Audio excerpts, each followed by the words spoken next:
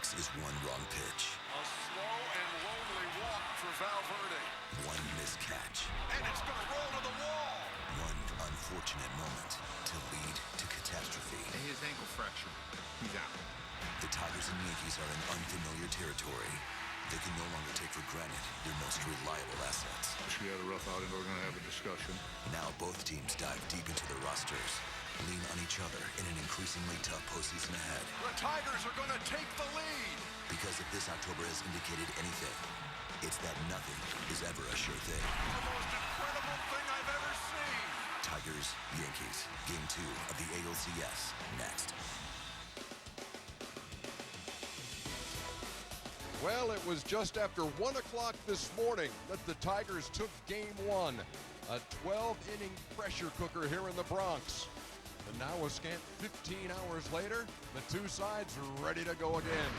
This American League Championship Series coverage on TBS is presented by the Capital One Cash Rewards Card. It's Game 2 of the ALCS between the Detroit Tigers and the New York Yankees. Good afternoon, everybody. Quick turnaround. Along with John Smoltz and Ron Darling, this is Ernie Johnson. Welcome to our coverage. There were a number of headlines from Game 1. Deflation to elation for the Tigers. A long night for Jimmy Leland. And on the Yankees side, Ron, the loss of their captain, Derek Jeter. Who may be known forever as Black Sunday. Fracturing his ankle, he'll be out 3 months until he feels good again. But eerily, all teams go through these things during the course of the season. You can go back to May for the New York Yankees, and Mariano Rivera in Kansas City during batting practice, it hurts his knee. He is out for the season. And then last night, Joe Girardi said, looking at Derek Jeter on the field, he said it reminded him very much of Rivera. But when you look at Derek Jeter and he being out of the postseason, Alex Rodriguez has been a whipping boy, but when you look at the next generation to take them to the next level, Robinson Cano's numbers have not been great. He's 0 for his last 22, and that is just not going to cut it. And the New York Yankees as a team in this postseason hitting just .216. Meantime, game ends at 1 o'clock in the morning. At 3 o'clock here, Jim Leland's still here with his staff trying to figure out what the Tigers are going to do about their closer situation. Well, we talked about it in the onset. Can they win a close game? This was an emotional game for the Tigers on more than one occasion. Certainly they came back and won. The feeling is they won in a two-game swing, but they also saved a teammate. They may have lost a closer temporarily, but what they did rallying saved this guy right here. This guy has saved a lot of games for the Tigers. And last night, in a 4-run outburst by the Yankees, that's the last impression that you get as a teammate and as a team. But Detroit rallying helped this situation a little bit better than what it could have been. And what you need to do is, as starters, continue getting deep in the game. Put yourself in position and have other people temporarily pick up for Valverde, because they're going to need him for this series to continue and for them to win. On this Sunday afternoon in the Bronx, a chance for the Tigers to grab this series by the throat. The Yankees hoping for a split as they return to Detroit for the next 3. The first pitch, right around the bend.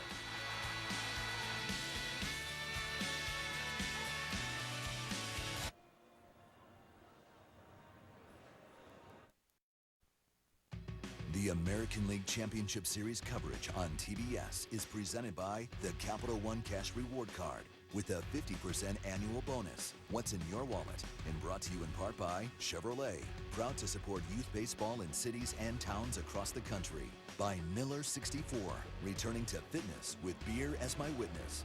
And by Droid Razor M by Motorola.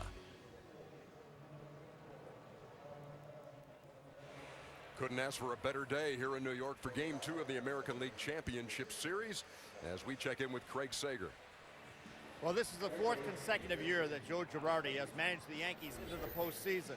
At this time of the year, no need for team meetings. However, with last night's loss of Derek Jeter, a former teammate, a close friend, and Girardi's team captain, he felt compelled to talk to the team. In Jeter's words, he said, "We are a team. We must move on. Let's get going." Now tomorrow, Girardi will have a more difficult speech. He will have to speak at the passing of his father, Jerry's funeral in Peoria, his hometown. He told me when he woke up this morning, looked in the mirror, he felt like he was 106. In reality, he has aged. Yesterday he was 47. Today is his 48th birthday. EJ? All right, thank you very much, Craig, and certainly all the pressures of a postseason series, and then what's going on in his personal life too. Is a lot on the mind of Joe Girardi. Let's take a look at this afternoon's starting lineups, brought to you by the Capital One Cash Rewards Card. Austin Jackson leads it off for the Tigers. He went 2 for 6 in the opener. Then it's Quentin Berry. Miguel Cabrera hits third. Prince Fielder in the cleanup spot. Delman Young, one of the stars for the Tigers in game 1, hits 5th. And it's Andy Dirks, Johnny Peralta, a couple of sterling plays defensively in the opener. Alex Avila and Omar Infante bats 9th against Hiroki Kuroda. Well, never has there been a more important first couple innings for a pitcher. A lot of emotion the night before, quick turnaround. You've got to actually, I'd never say this, keep the crowd in it, because everybody is dealing with the loss of Jeter and the team not hitting. Very important. Great movement, a scouting report, really good slider, and that shutdown innings that I'm talking about is very important to come out and set the tone for your team. Austin Jackson steps in to lead it off for Detroit. And we are underway at Yankee Stadium. Strike to Jackson.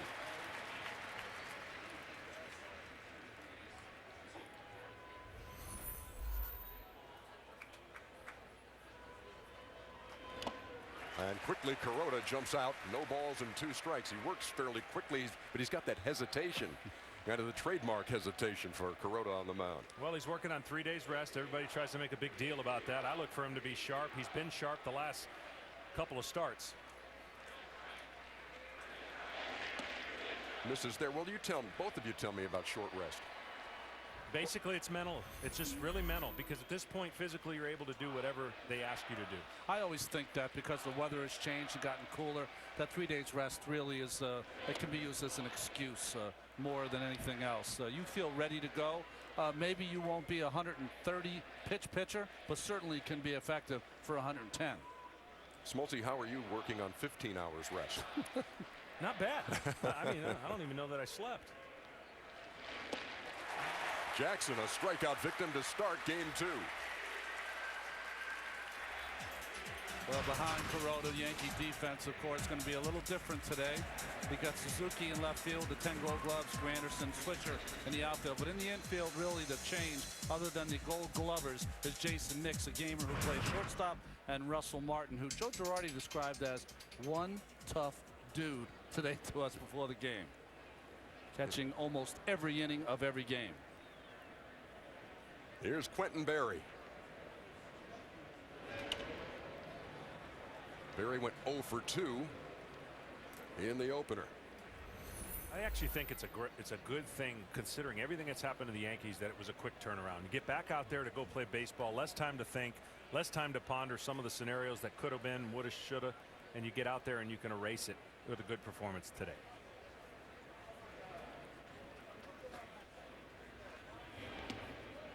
Kuroda bounced it up there, a ball and a strike.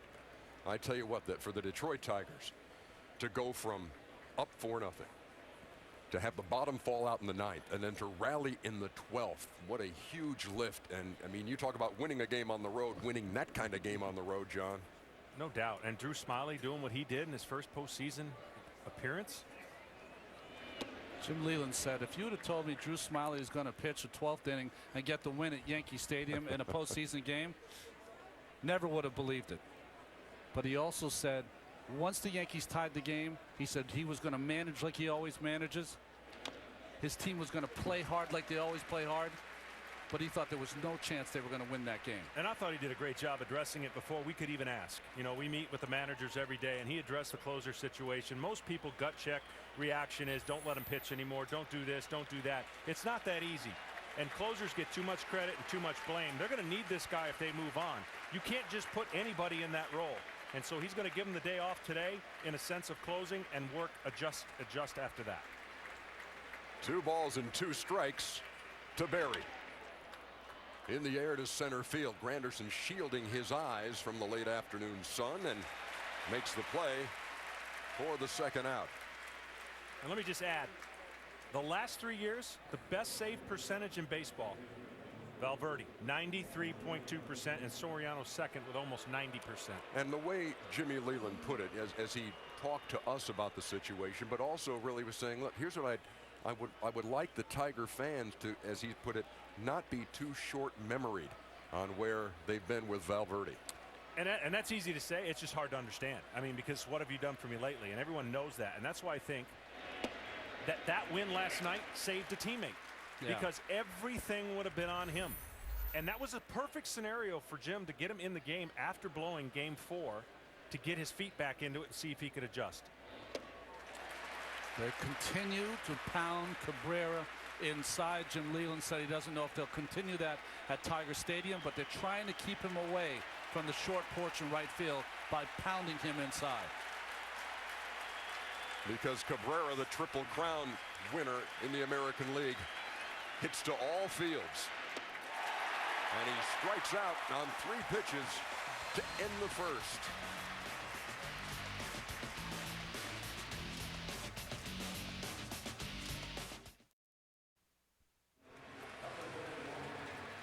This afternoon's starting lineup for the Yankees, brought to you by the Capital One Cash Rewards car.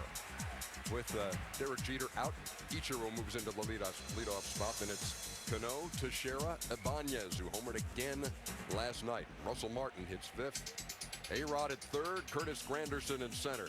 Nick Swisher hits 8th, and Jason Nix playing short with Jeter out. That's 9th. Anibal Sanchez on the mound for Detroit. He's pitched much better of late. Don't let the record fool you. Doesn't get a whole lot of run support, but he needs to keep the ball on the ground, tax the strike zone, and do the same thing that his counterpart did, put a 0 up in the first.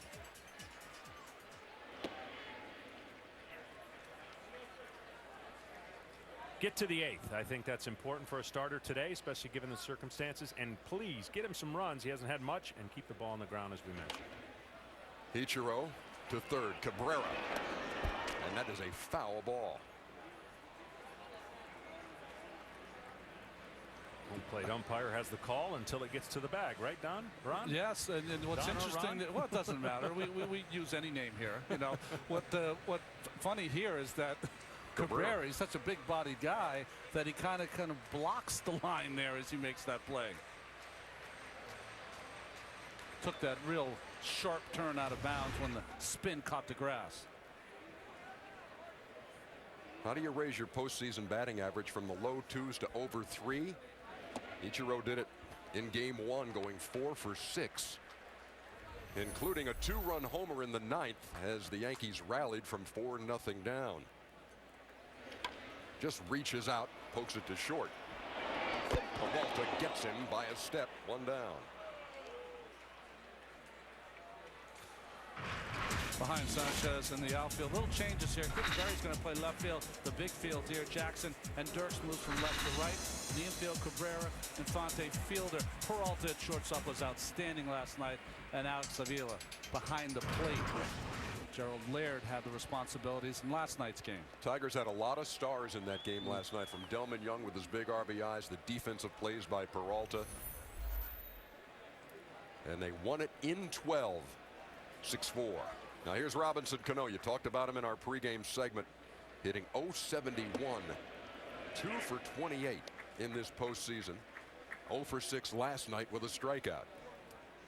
That's amazing. I mean, he's getting a pass so far from all the attention given to his teammate. He needs to step it up. 0 for his last 22. He did till the open. To second. Easy play for Infante. 2 up and 2 down. It's the first time that Cano's been in the 2-hole since 2010. And here is Mark Teixeira, who went 1 for 4 in the opener. Well, when you look at the history of the lineup, they're going to have to get something done in the first 4 hitters. The last 4 have been struggling. The shift on against Teixeira. Well, it's interesting. Teixeira worked that walk in front of Ibanez when he tied the game up with that 2-run home run, but we were asking why Teixeira would not think of maybe pushing a bunt that way. In this instance, though, you want him swinging the bat. Well, they worked that walk from 0-2 count, which is not easy to do. So in essence, it almost worked as a bunt to that vacant spot. He got on base for the ultimate 2-run homer tying home run. 3 balls and no strikes. Walks play huge at this time of the year. Cabrera got a walk to start their rally. That's over for a strike, 3-1. Teixeira's walk in the 9th preceded the home run by the guy who's on deck, Raul Ibanez. And the count full at 3-2.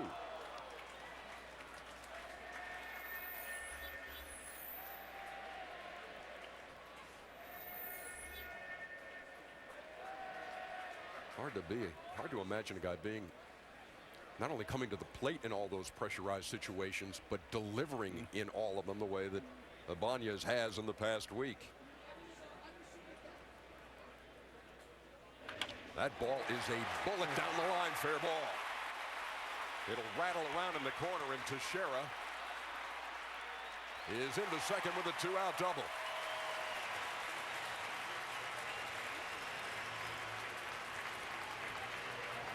Well, for Sanchez, one of the other keys is he must pitch ahead in the count.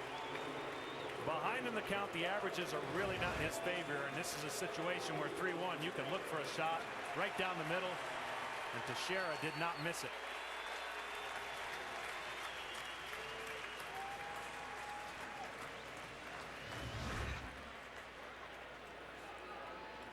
Now here's Ibanez. Leads the Yankees this postseason with 5 runs batted in. You know, in the first inning, man on second, 2 out, you would prefer to get the guy out, but not necessarily with this guy and the way the guys behind him have been playing. A walk's not the end of the deal. When he's ahead of the count, he pitches to a 190 batting average. Behind in the count, 311. I know it's the first inning. I wouldn't pitch to him here. I would be so extra careful. Great players stay in the zone, literally live in the zone. Mere mortal players approach the zone every once in a while. You can't define it. Well, Ibanez is right in the middle of that zone. He's ahead in the count, 2-0. Sanchez to the plate. 2 balls and 1 strike.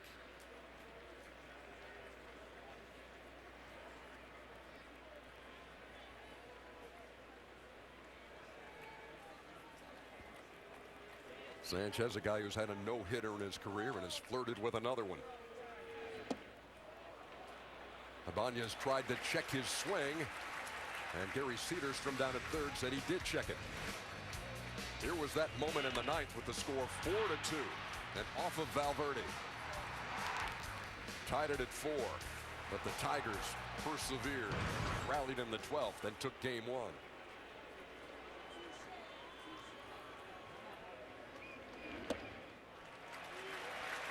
And Ibanez draws a 2-out walk. They're at first and second for Russell Martin.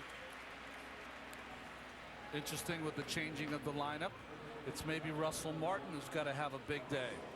Almost a pitch around there by Sanchez. I think of all the changes in the lineup, this has been the biggest impact change, meaning he's been down in the lineup. He's batted 9th, 8th. Now he's 5th. That produces a lot of chances for RBIs. His at-bats have been better than some of the guys that have been struggling.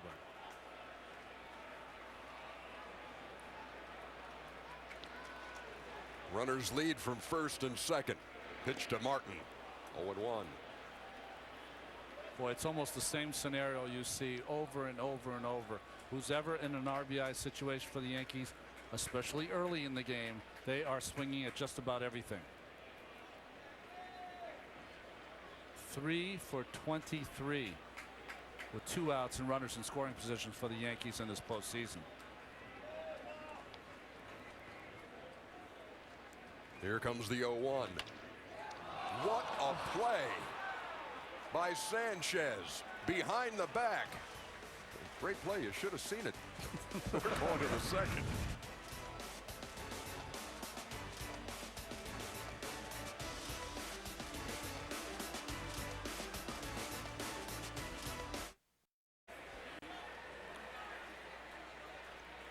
This is one of those plays, guys. It looks nice, but what if scenario comes in? Yeah, a couple things. You got A-Rod on deck. I think the second baseman would have got to this, but pitchers all try that. If it had been hit a little harder, I don't think it would have happened, but nonetheless, nice play.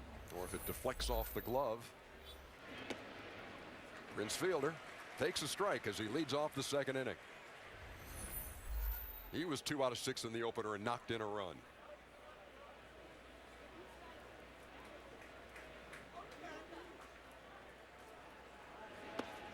And Kuroda ahead, no balls and 2 strikes.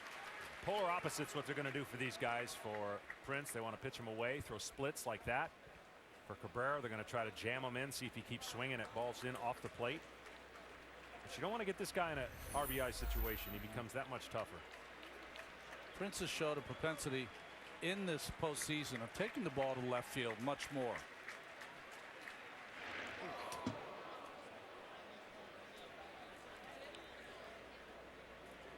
Ball and 2 strikes. Now, we have seen a couple of those already early on. That's that split finger that Kuroda throws where you kind of sticks in your fingers and doesn't come out. It's one way of changing the eye level of the hitter.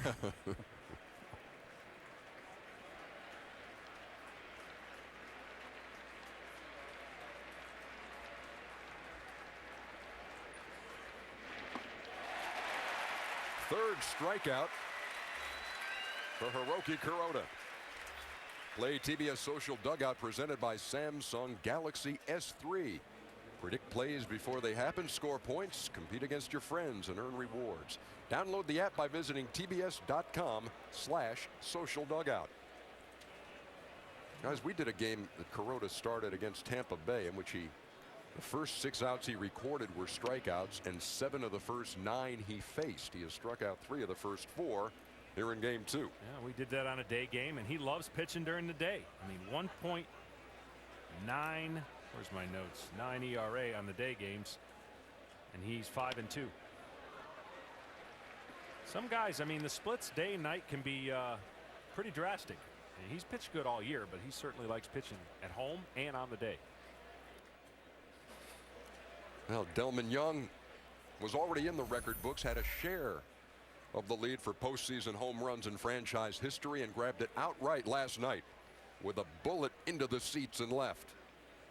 He had RBIs in 3 different innings. Really an offensive force for the Tigers in the opener, as he was last year in the postseason. Well, that ball, just to keep it fair, on the inside corner, but up. You know, he's coast-to-coast kind of hitter. He can hit the ball to right field, to left field. When he was with Minnesota, he was a great postseason performer and continued it with the Tigers. He waits on a 1-2 from Kuroda.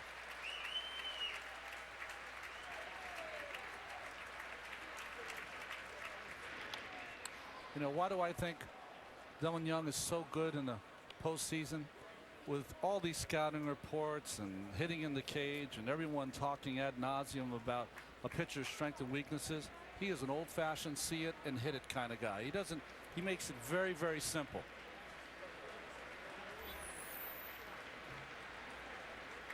Another 1-2 and another strikeout for Kuroda.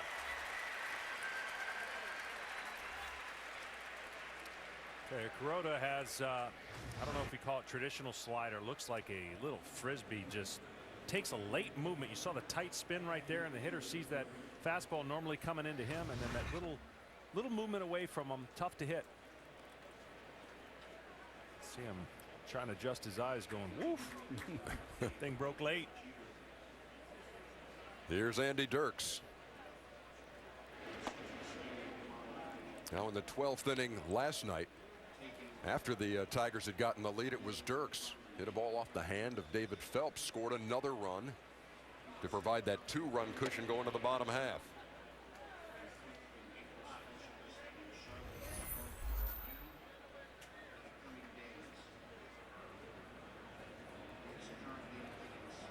Pfister, he was outstanding in last night's game. Left the bases loaded 3 times. That caught the corner. Though John shakes his head. 2 balls and a strike. Or are you just trying to work some kinks out over there? Just in my neck. Sorry about that. Sorry to confuse you. I got you. 3-1. Well, don't let Andy Dirks' stature fool you. He's got a lot of pop. Growing up in Michigan, that's what we used to call our drinks. Or instead of soda or tonic, pop. it's pop. Yeah, pop.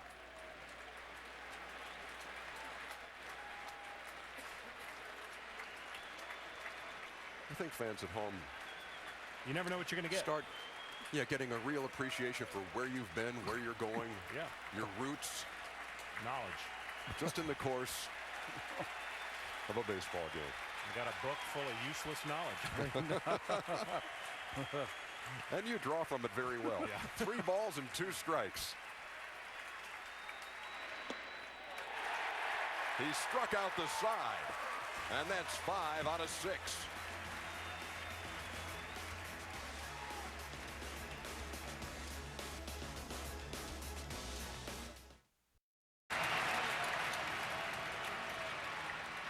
Watch bonus camera angles for the ALCS games with postseason.tv. Get started now at MLB.com. Alex Rodriguez will lead it off in the Yankee half of the second. 0 for 3 last night with a strikeout, 2 for 19, 10 Ks in this postseason. And he takes a strike from Sanchez, 0-1.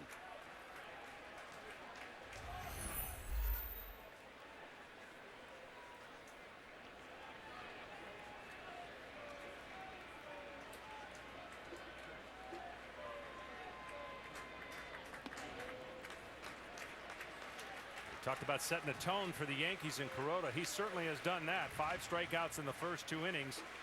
Sanchez not quite on his game early on, not commanding the strike zone like he normally does. A little bit of trouble in the first. See how the second fares in the latter part of the lineup. Well, that was up and in, fouled off into the hands of first base coach Mick Kelleher. Broke Alex's bat, needs a new one. You know, when you're going bad, those are the little things that happen. A ball up and in should give him a 2-1 count, tries to get out of the way, and it's a foul ball. More like last night in the first inning. Bases loaded. Peralta with a sparkling play. Got the force at second. Tigers got out of the inning. You know, when Alex is going good, he's got the count in his favor. He's taking close pitches, making sure he gets the pitch he wants and delivering it. Right now he's in between both the fastball and the breaking ball. Sanchez with a 1-2. Seen it happen to a lot of hitters once they're over 35, 36 years old. You feel as though you can't get to the real good fastball anymore. You try to cheat. Once you cheat, you've given yourself up on the breaking ball. Well, that contributes to 1 extra base hit in his last 87 at bats. Sanchez nibbled at the corner and missed. 2 balls and 2 strikes. Rodriguez missed 36 games this season after he got hit in the hand by Felix Hernandez. Came back on September 3rd, and for the rest of the season had 3 home runs and 13 RBIs. Full count, 3 balls and 2 strikes. Has not driven in a run in this postseason.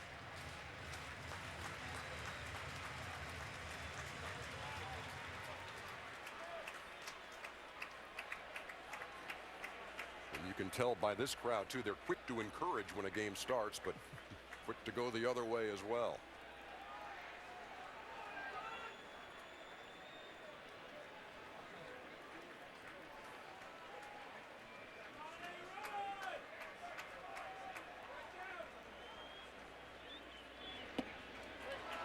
Strike 3 called. 1 down. Change up, John. Something breaking on the outside part. Well, this is just his fastball that comes back from out to in. Looks like a ball to a hitter. His sinker is what gives up a lot of ground balls. That's a little bit higher than you'd like, but he gets the freeze because it looks outside. And to A-Rod, certainly nothing can go right. Even in his guessing or when he hits the ball hard, someone's there to field it. Granderson swinging at the first pitch. And tapped foul. We get down to this part of the Yankee order, and you see those minuscule numbers in the postseason here in 2012. Granderson just 3 out of 23. I think you said it best, Ron, that you can't be in between. Yeah. As a pitcher or as a hitter, and you can't be too aggressive and you can't be too passive. You've got to find the blend of trust. Right now, some hitters have lost trust. You've seen pitchers lose trust in their pitches, in their mechanics, and it shows up ugly at this time of the year. In the regular season, they're all going to figure it out. That's why they're here. But in a short series, it's a lot harder to grasp those things. And I think with the glare, and certainly we are part of the problem, not part of the solution, but with the glare comes on the board the 130s, the 107s, the 125s. And in regular season, you say to yourself, you know what, if I had 250 next month, 300 the next month, I'll get my average back. Well, there's no months, there's days. Yeah. That's why at home here, they'll show the season average at this point. It's a little bit better with 43 home runs than the current series. And 106 RBIs. That's what Granderson had.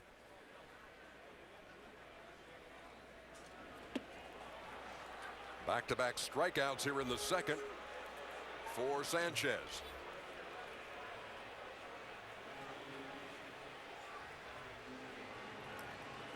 Well, the funny thing for me when we see those pitches, Alex taking a pitch right down kind of the middle of the plate, maybe a little away but up, and Granderson swinging through really a hanging slider. It's really hard to explain or comprehend. I mean, Detroit's ERA for their starters this postseason is, I mean, 1.10, minuscule, but still every pitch is not perfect.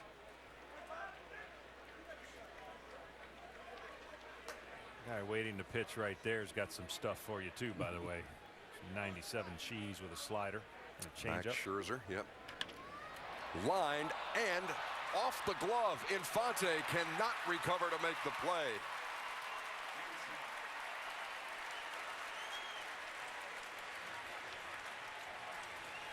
You see, normally he always smiles no matter what the situation is, but this is a smile of, well, he's going to throw me out. I got a base hit, and he couldn't quite grab the ball. And he's like, about time. I think Infante, after he dove, he had a little more time than he thought. And the rushing, and once he did pick it up the first time, that was it.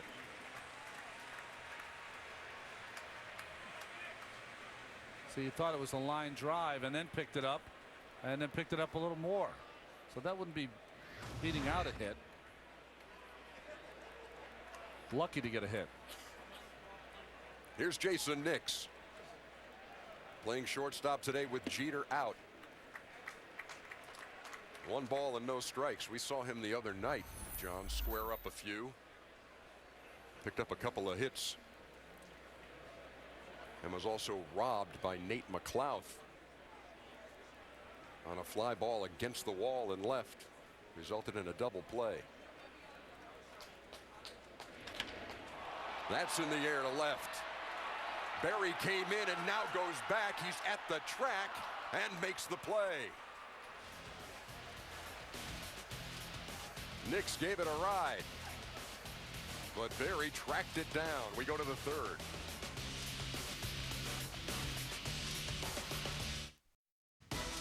This copyrighted telecast is presented by authority of the Office of the Commissioner of Baseball and may not be reproduced or retransmitted in any form, and the accounts and descriptions of this game may not be disseminated without express written consent.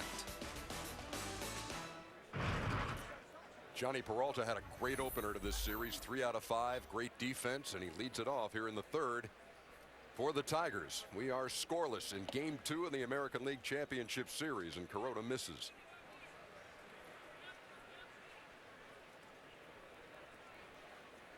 The Yankee right-hander has been in complete control through 2 and misses again. 2 balls and no strikes. He's faced 6 hitters. Only 1 has put it in play. Quentin Berry flied out to center.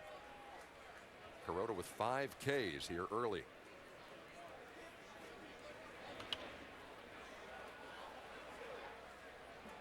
Well, Peralta's an interesting player. Last year had his career year offensively. This year the numbers down a little bit. The RBI, of course, 63 is great from the shortstop position. But Chip Leland talked about Peralta, said he's one of our guys in our lineup that could be a little less aggressive, take a few more extra walks, that would boost that average.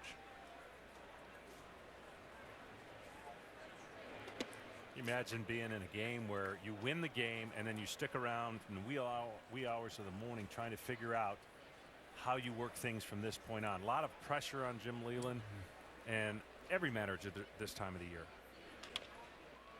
Bounce to third. Rodriguez throws out Peralta, one down. Stay one step ahead. Get alerts whenever something big happens with your teams. Check out the Team Stream app from Bleacher Report on the App Store or Google Play. Here's Alex Avila. Gerald Laird got the start behind the plate last night. Avila came on late. Went 1 out of 2. A lot of buttons being pushed, a lot of pitchers being used in that opener that went 12.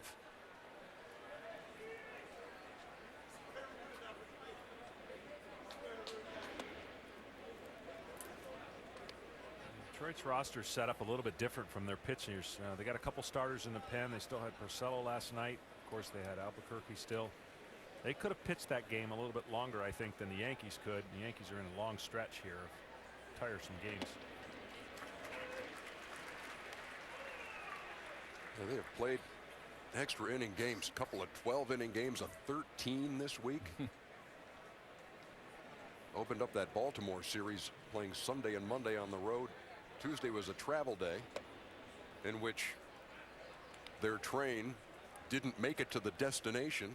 Electrical difficulties in the middle of the night, and they had to bus, and then played Wednesday, Thursday, Friday, Saturday, and Sunday here at Yankee Stadium. They didn't get into it, what, almost 6 o'clock in the morning?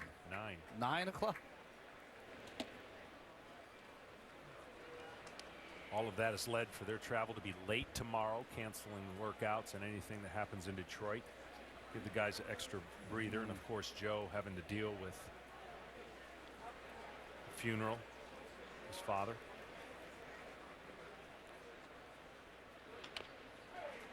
Fouled off at the plate. The count 3-2 to Alex Avila. Like Peralta, Avila had a career year last year as Omar Infante waits on deck. Didn't so much this year. And that's probably one of the reasons why Detroit didn't run away with that Central like everyone thought they would. In fact, the Tigers had to rally down the stretch to overcome the Chicago White Sox and lay claim to the Central title. As Avila goes down swinging. A lot of K's in the book here for Kuroda. That's 6 strikeouts as we play in the third. And Ronnie, we talked about that game that we did against Tampa Bay when it was much the same way. 7 of the first 9. Here's Omar Infante, who hit second in the opener in the 9-hole today against the right-hander Hiroki Kuroda. No balls and a strike. Good sign for the Yankees, because Kuroda's really early on. You've got a chance to get him when he gets into the 60s and 70s of pitch count. 183 batting average. It's a little tougher.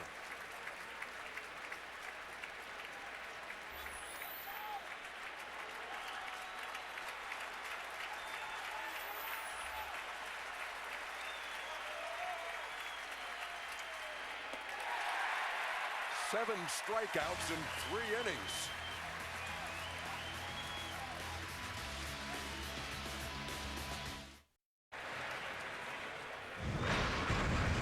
This American League Championship Series coverage on TBS is presented by the Capital One Cash Rewards Card.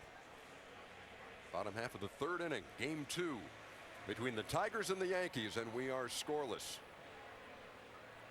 Top of the order for New York, which is normally Derek Jeter, but today Ichiro Suzuki. Lays it down. Avila quickly out of the box and throws him out. If I can just express to you how difficult it is with all that equipment, getting rid of the mask, making sure you jump from behind the plate, and then on the run like an infielder, make that throw to first base and not hit the runner. It looks easy because these catchers are so good, but beautiful play by Avila. And threw him out easily. Here's Robinson Cano.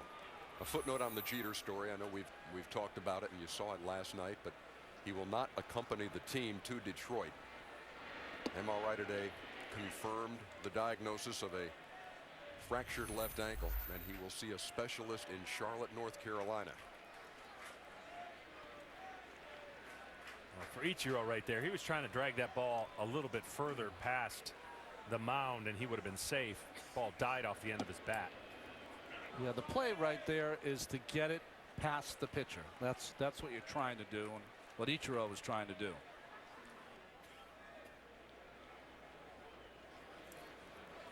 Cano, who grounded out in the first, behind in the count 0-2.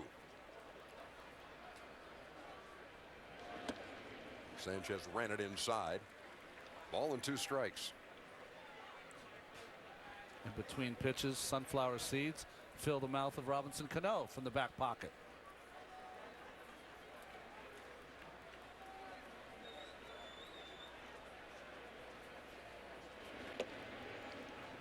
Count even, 2 balls and 2 strikes. Sanchez started the year with the Marlins.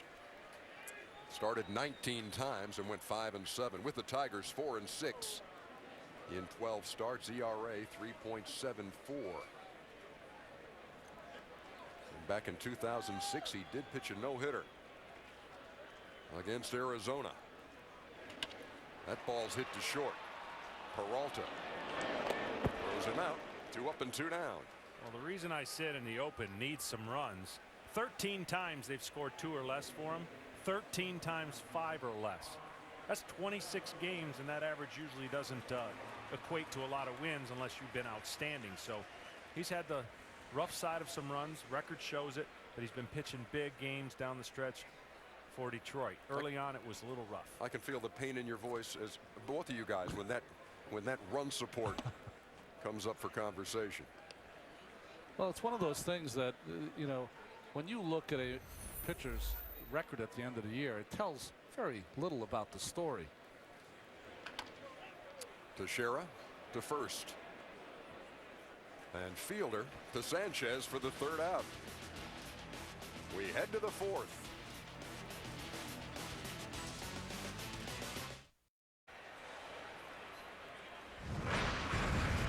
We head to the 4th in game 2 of the ALCS. It's time to talk. Brought to you by Charles Schwab. Joining us now is a guy who started last night for Detroit, Doug Fister. 6 1/3 shutout innings as the Tigers took the opener. Doug, thanks a lot for spending a few minutes with us. Hey, thanks, guys. Can you describe that roller coaster game? I know you were sitting there on pins and needles and you have a 4-0 lead. What was it like in that dugout? You know, I mean, throughout the whole game, you know, guys are staying loose, staying within themselves, and playing the game that you know, that they prepare for, that they know how, the way we've played all year. And I think that was the main thing for us. Going through some of the roller coasters, it seemed like I couldn't stay out of trouble, but the team really bailed me out when I was in trouble. So, you know, it was a fortunate thing for us. But you know, as we got later in the game, guys just stayed within, you know, within what we do, and you know, we've been through some struggles already this year, but you know, we've got the confidence that we know we can come out on top, and that's kind of what we did last night. Where did Cano's ball hit you, and how did you shake it off? It hit me right in the wrist, just below the thumb, and you know, just one of those things. I guess adrenaline just takes over, and you don't really feel much. And you know, yeah, there's some pain, some stiffness, but when it comes down to it, it's a matter of, you know, your teammates are trying to count on you, and they want you out there. So you got to do what you got to do. If you can pitch through it, play through it, that's what you have to do, and that's kind of what we did last night. And had a lot of support from the guys, so it's it was a very important thing. Jason Nix throws out Quentin Berry for the 2nd out. Doug, I fairly or unfairly have said you're a rhythm pitcher, and looked like as a rhythm pitcher early on you might not have had the perfect rhythm. How'd you find it in a game like that and turn it around? You know, typically you know, things start to speed up in a bigger game. So you know, from the start I was trying to keep things slow and stay within myself. And you know, that was one thing that Jones came out and told me. He said, hey, your rhythm's really looking a little slower than normal, especially for you. And I'm a quick guy. But as you say, you know, rhythm's everything, and it's just a matter of we needed to pick things up. We needed to speed things up a little bit, so that's kind of where we took it. You talked to Gerald and said, hey, let's get on the same page, right here and you know, really just go for some quick contact and stay within it and really just kind of speed things up. Speaking of contact, you now hold the record all time in the American League for no contact. 9 strikeouts in a row. That had to be a blast. You know, as time kind of goes on, I've had a little bit of time to let it soak in a little bit. At the time, I had no idea, but you know, letting it soak in a little bit, I'm very appreciative and humbled by the experience. Hey, Doug, how nice is it to be able to watch the guy at the plate and not pitch to the guy at the plate right now? Being on both sides of the table, you know, being his teammates, one heck of a blessing for us. He swings the bat like a professional, and you know, he plays the game the right way. Well, I guess your teammates didn't want you to have too much airtime. That's a quick 1, 2, 3 inning. Doug, thanks a lot for joining us. Thank you, guys.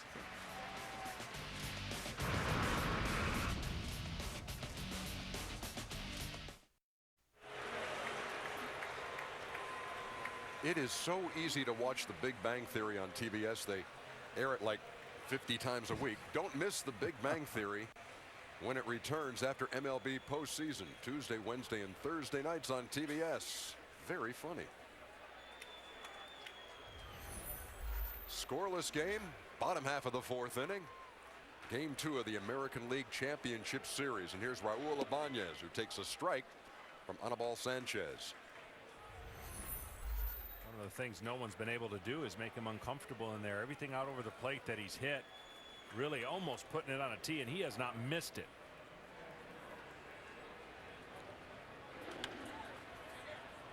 Little pop in foul territory, and Avila can't make the play. All right, John, go ahead. Yeah, go that's on. where the pitcher's got to take control. They shag for a living. That's almost an impossible play for the catcher. I agree with you. That's a play for the pitcher. And you're asking a catcher to get out of a squat, run over there, back against the ball, meaning the ball, it's just, pitcher's got to get it, got to take control. Rule it no play. The count is 0-2.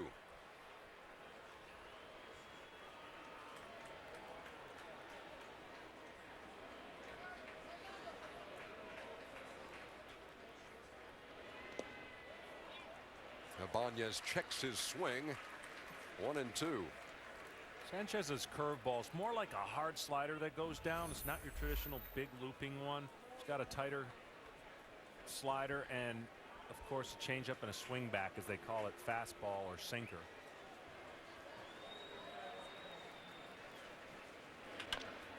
Rounded up the middle. Infante can't quite get there, and Ibanez has a leadoff single here in the 4th. The little subtle things of the game. Pops up, it should be a flat out, and his play is not made. He gets a second chance, playing him to pull up the middle for a base hit. Tied him up inside with 2 fastballs, tried to get him out of the way. He got his arms extended, didn't hit it great, but hit it out in front of Infante. Ibanez now 7 out of 15. And here's Russell Martin.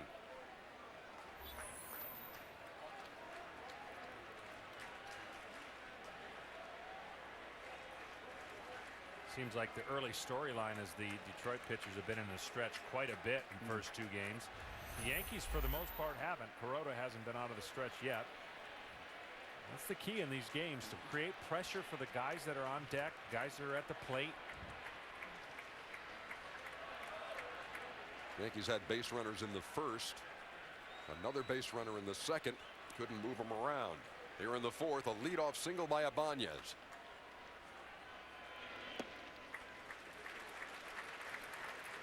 A lot of pitchers, when they do their bullpens, you think about doing your bullpen side work.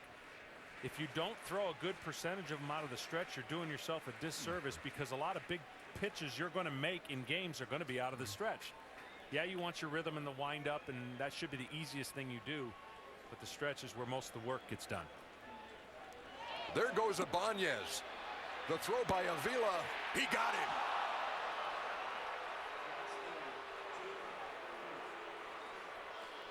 That's all catcher right there. He made up the difference between a guy that got a decent jump. I'm pretty sure this was a hit and run, but nonetheless, he gets the throw there in time, and he almost slides into his foot, but he got it out of the way.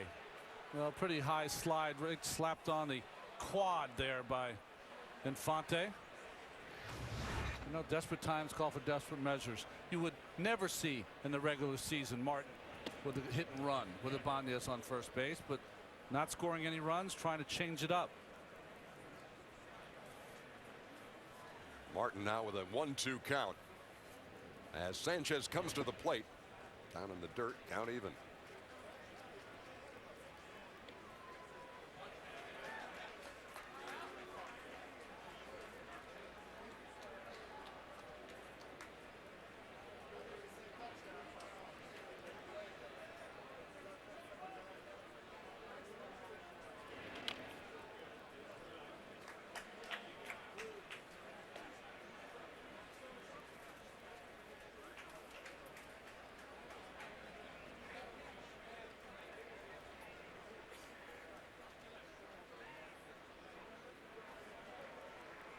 Martin hit back to Sanchez his first time.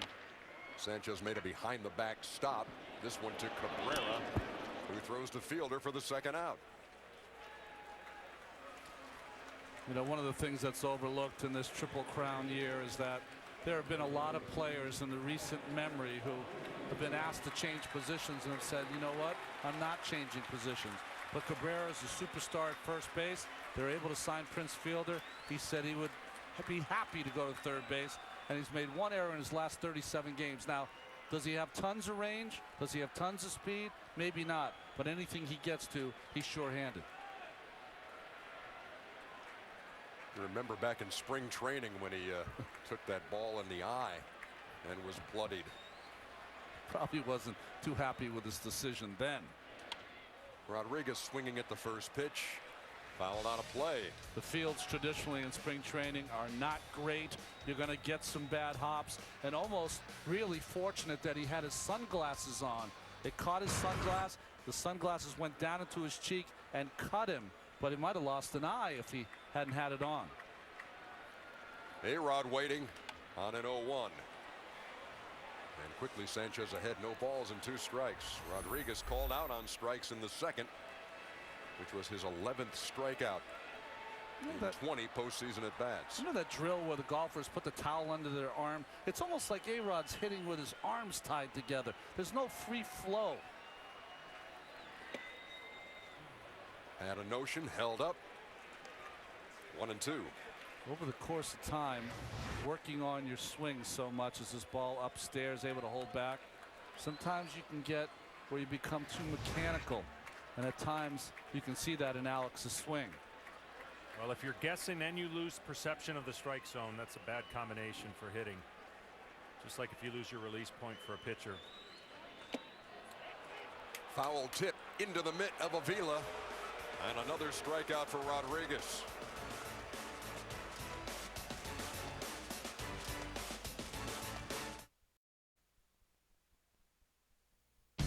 The American League Championship Series coverage on TBS is brought to you by T-Mobile. Test drive our nationwide 4G network. And by Bank of America.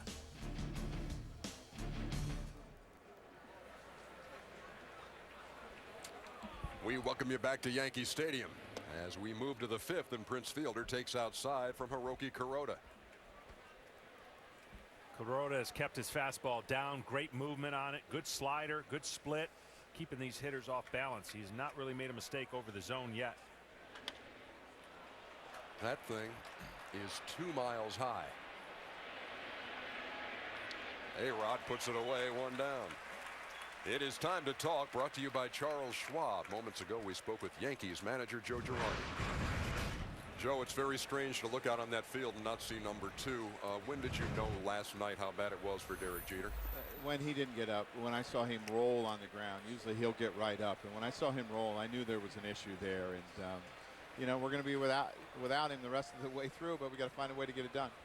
Joe, you've been dealing with a lot of different length of games and emotion, but the best way to come out is your starting pitcher make a stamp on the game, and he's certainly doing that so far. Yeah, he has, and you know, he's on short rest, and it's not something that he's really ever done before. They talked about maybe he did it one time in Japan, but he's given us everything he's got.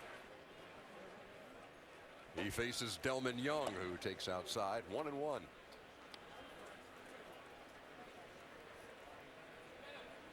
Kuroda struck out 7 of the first 9 he faced. He's working here in the 5th in a scoreless game.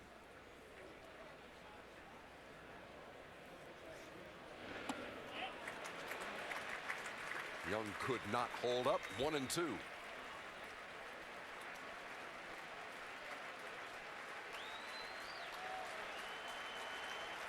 Young 3 for 6 with a homer and 3 RBIs in the opener. Struck out his first time today. You know, this game and this series has a lot of interesting storylines to it already, and it's only in the 2nd game. But the longer this game goes and it's tight, and the longer the Detroit stays in it, it's more pressure on New York because they know who they got to face in Game 3. They got to win this game. You almost believe it. Yep. I mean, that's the one thing coming in, and Kuroda's doing his part.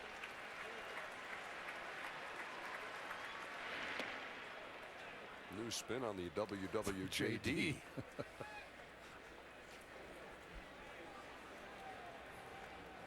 There is Justin Verlander, pitched a gem in the clincher against the Oakland A's. Here comes the 2-2, and Young goes down swinging for the 2nd time today. 8th strikeout for Kuroda.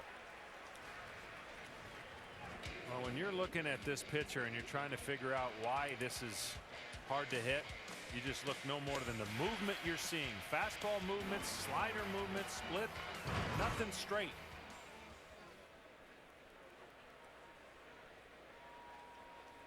And only 57 pitches to this point. A great sign for a guy who's working on short rest and a bullpen who's tired. Here's Andy Dirks.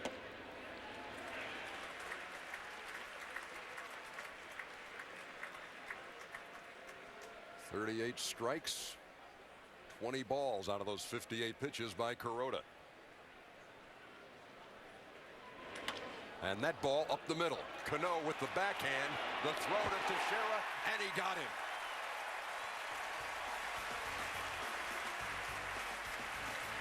We head to the bottom of the 5th in the Bronx. Cano, coolest guy in the room.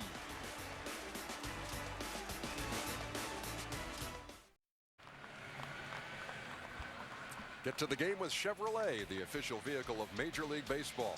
Find your chance to win postseason tickets and an all-new Malibu at Chevy.com/tickets.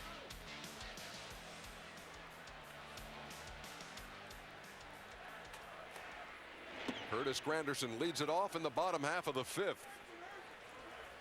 3 hits in the game, all belong to the Yankees.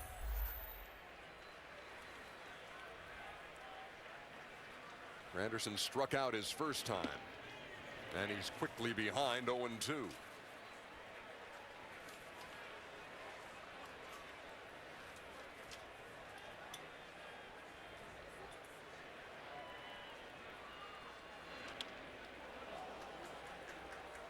Sanchez retired the side in the 3rd, and in the 4th allowed a leadoff single to Raul Ibanez, but Ibanez caught stealing by Alex Avila, and then he retired the next 2, did Sanchez. Good tight pitchers duel here on a Sunday in the Bronx. Game 2 of the American League Championship Series. Detroit took the opener in 12. Well, his first game is similar to this. Didn't get any runs. Oakland got 2. It's a game that he pitched really well, but didn't get a decision. He gets Granderson on strikes to lead off the 5th. His 4th strikeout. He's gotten Rodriguez twice and Granderson twice. Over 200 strikeouts now for Granderson if you include the postseason. And this kind of just a little spinner up in the strike zone. Yeah, I'd like to say these are all great pitches, but they're really not. A lot of them are not great pitches, and it's just not recognizable by the Yankee hitters at this point. Swisher way out in front, 0-1. Yeah, that's a guy trying to get and attack a fastball that never came. And that's gas hitting right there. You decide you're going to swing at the first pitch, no matter where it is. Curveball by Sanchez.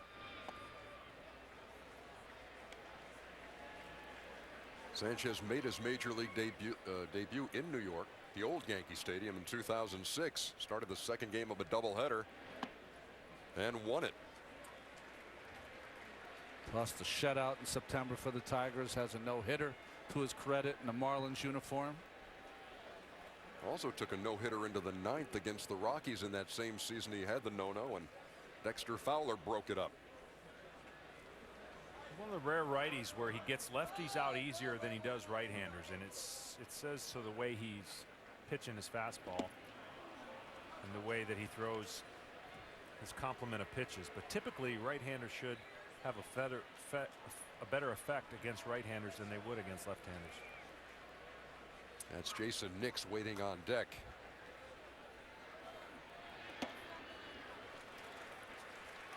Pitches off the first side part of the rubber, the first base side of the rubber, so you can see he likes pitching to that side of the plate. The 3-2.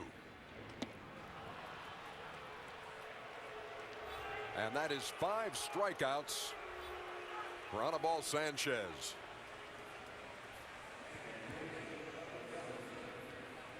As good as Kuroda has been, Sanchez just about as good here in game 2.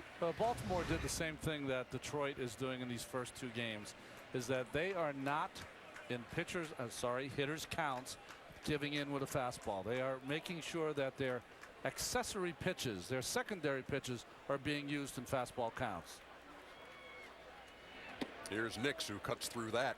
0-1. Yeah, for a pitcher, when you face a hitter, you've got something to fear. Every hitter that goes up there can do something, and it's aided by the count in their favor. Well, the count in this favor for most of the pitchers this postseason, they're almost lulling them to sleep, waiting till it gets to that neutral 3-2 count. On the ground to Cabrera, who throws him out. Another 1-2-3 inning as we are zipping along in the Bronx.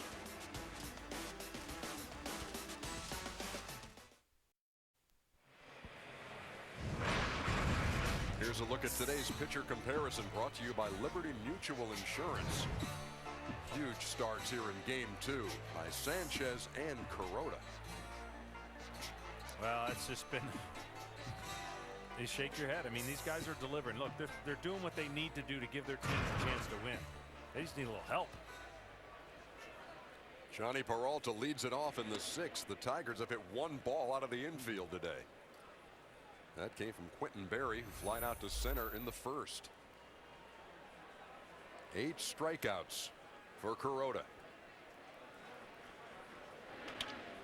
Up the middle, and there is the first base runner for the Tigers. And a huge hand here at Yankee Stadium. Well, the defense on that base hit was swung way over the pole. You can't even see Jason Nix in the picture. That ball up the middle, an easy hit, but really playing him to pull. To share away off the line in the hole is Nix, and an easy base hit to center. To the right-handers, trying to throw a lot of sinkers in. That one didn't get in. It was out over the plate and was able to stay up the middle. They want to keep the right-handers from trying to get that short porch going the other way, especially Cabrera. Conscious effort of throwing the ball into right-handers. First pitch out of the stretch. Exactly. It'll come to Alex Avila.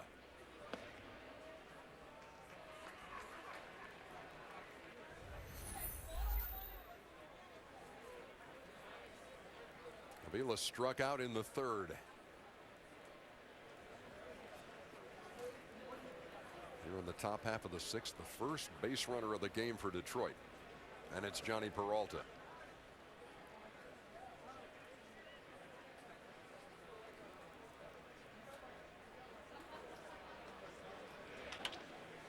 Off the glove of Kuroda. And Nix will still throw out Avila, but Peralta advances to second. Well, he had 15 double play balls going into this last 14 or so starts, and if he doesn't touch that ball, it's another double play. But the reaction of a pitcher is to always try to get it, with the exception of pop-ups, I guess. And the equivalent of the Gold Glove Award in Japan, Kuroda won it.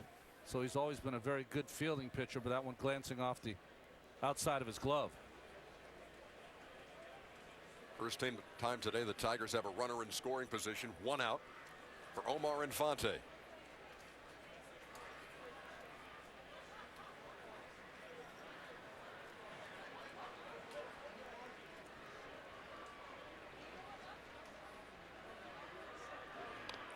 Tried to lay one down.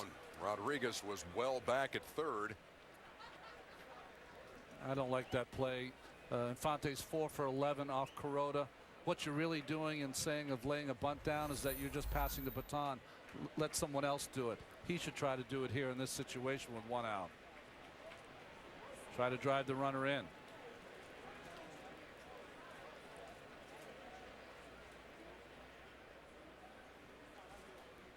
Kuroda with an 0-1.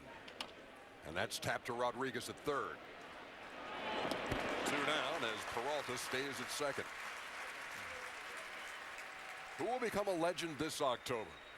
Cast your postseason vote at MLBFanCave.com. John, you been to the fan cave yet? You spend a lot of time in this neck of the woods. You been in there? Yeah. Well. No. No. Well, just tell the truth. No, I haven't. Figured they'd love to have you over there. Yeah, it's a neat place. Yes, Boomer's been to the fan cave. Boomer. Yeah. They're still recovering. Here's Austin Jackson. The Tiger leadoff hitter struck out in the first, grounded out to short in the fourth.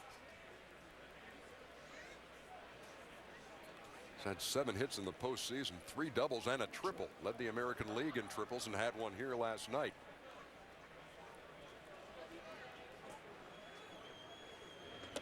Well, they have him more in a crouch than when he first came up. He's open instead of closed before when he first came up, and it's really the adjustments that Jackson has made that has generated this fantastic year that he's had. A guy that almost had 200 hits his first year. The league made adjustments to him. He struggled with striking out a lot and has come back to the player that he's going to be, and that is an outstanding major league player at this level. The 1-1. Missed, 2 balls and a strike. He hit 300 this year, career high. 16 homers and 66 runs batted in, both career highs. You know, it's hard to ask a young player. He was brought up probably prematurely because they needed it to play center field and lead off for your team. Very difficult to ask both of those things from a young player, but now he's becoming one of those elite players. He's taken the reins in center field from Curtis Granderson. Guys in a head-up trade. Well, the Tigers in game 1, 6 for 15 with runners in scoring position. League best during the regular season. They've only had 1 opportunity, 0 for 1 today. Now with a 2-2 count and 2 outs. Trying to add to that league leading batting average. Biggest pitch of the game comes here in the 6th. And it comes with a runner at second. And a 2-2 count to Austin Jackson.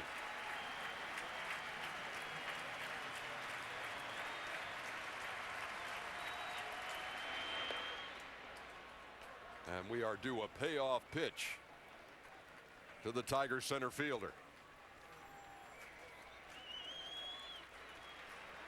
Show how he has greatly improved his game. He had 181 strikeouts last year, 134 this year. That's a reduction of a quarter of his strikeouts. That's a pretty good adjustment.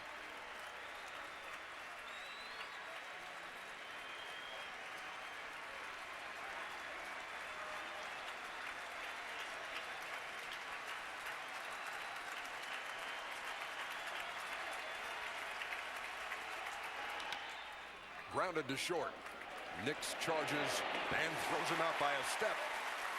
The Tigers get their first hit, but Kuroda still has him shut out.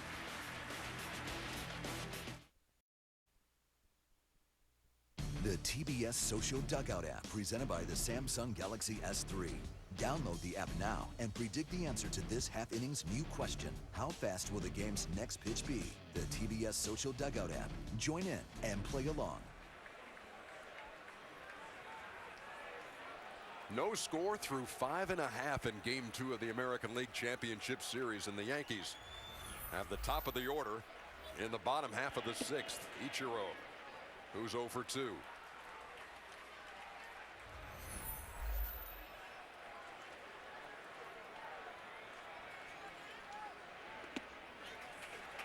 Two balls and no strikes from Anibal Sanchez, who has held the Yankees to 3 hits through 5. Sorry, Ernie, leading off this inning. Wouldn't be surprised if you see Ichiro taking a pitch here. Getting on base any way he can. Cabrera in on the grass at third.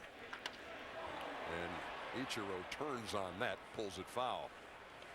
He homered here last night as the Yankees staged a 9th inning uprising, a 2-run shot, and then Ibanez hit another 2-run homer to tie it at 4. And that's tapped past Sanchez, and they will not get him.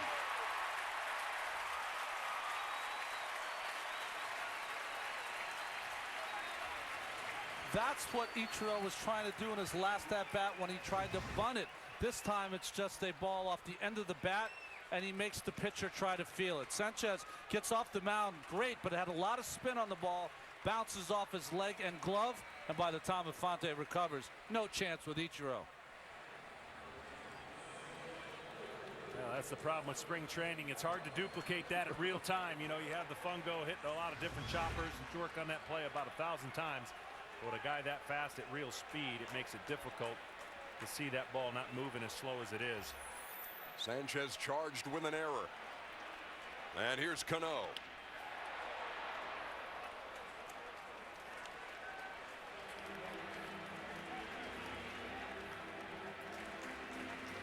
Tigers only made 1 error in the division series against Oakland. That's their 2nd here in Game 2. First of this game, 2nd of the series. Cano's 0 for 2. And that ball again pulled foul, 0-2. One of the things you lose with Cano in the 2nd slot is that when you have a second place hitter, usually they take some pitches to allow your leadoff hitter maybe to steal some bases. Base runners are successful, 23 for 27, 85% off Sanchez this year, but all taken away by the over-aggressive Robinson Cano. Cano 2 for 30 in the series. 0 for his last 24 are in the postseason, combined between the Orioles series and the first couple of games of this series against Detroit.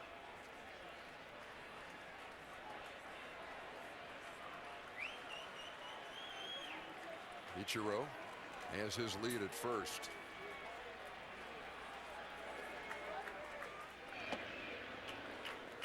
Well, one thing Ichiro does staying at first base, at least for this at bat, it gives Cano a bigger hole between first and second to shoot through. And you see the first 2 pitches were in that he pulled. 1 and 2 count. I agree with you. At some point he will try to steal if he's still there and Cano cannot advance him.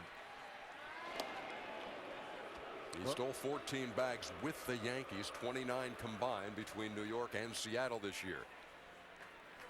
When the game was played in the 70s on artificial turf, they used to have the cutouts at each base, and if you could get 1 foot on the carpet, you had a big lead. This is a 1 foot on the carpet lead by Ichiro. A ball and 2 strikes to Cano. There goes Ichiro, and the pitch grounded back to the mound. A long underhanded toss by Sanchez got Cano, but Ichiro moves on to second. Now, if you're Sanchez, you'll take that in a heartbeat. The base is going to be stolen, but he's got to protect the count, and he gets a weak grounder right back to Sanchez, and a rare long toss underhanded. Never thought on a baseball field you could see a ball ladled over the first base. Now with the runner at second, we watch this replay again.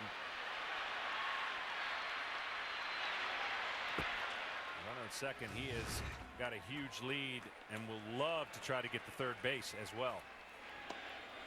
Here's Teixeira, who doubled in the first, grounded out in the third.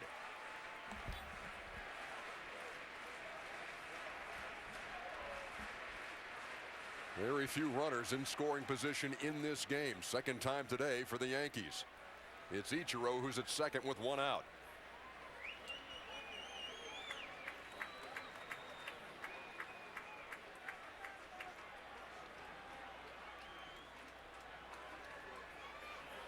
Daylight play there, you can see by the shortstop Peralta. Really just trying to keep Ichiro close. Fake by Sanchez. No harm, no foul, but you want to make sure you keep him close. As you watch this replay, Cano, by the way, now his cold streak 0 for 25 in this postseason. Never happened before in Major League Baseball.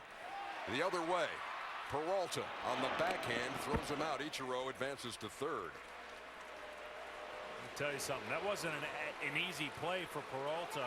When you have Ichiro running right as the ball's hit where Peralta goes to backhand, the patience he had knowing the runner's not fast. Watch this right here, almost through the legs of Ichiro. He looks at him, thinks about it, and says, I'm going to take the sure out.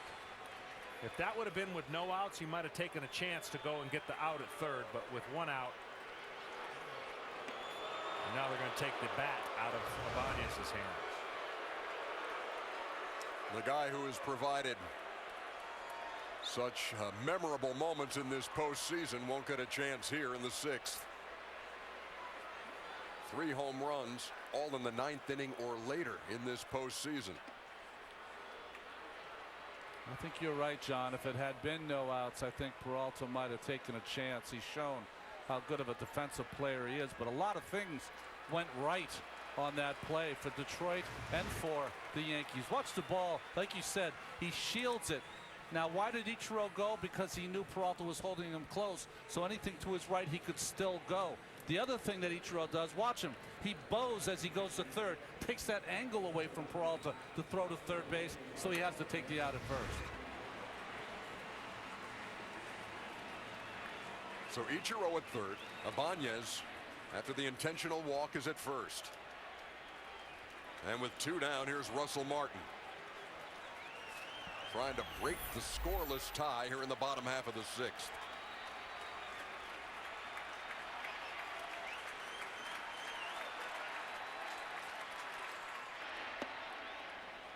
Strike 1 from Sanchez. Martin's grounded out twice.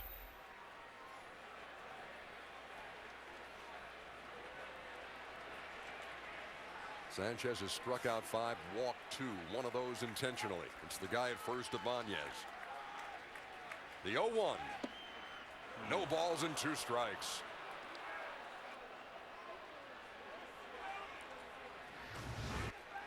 This is just a great pitch. A sinker in, catches the bottom part of the strike zone. Catcher did not have to move. The umpire sees that as squared up right between the glove where he set up. Great pitch.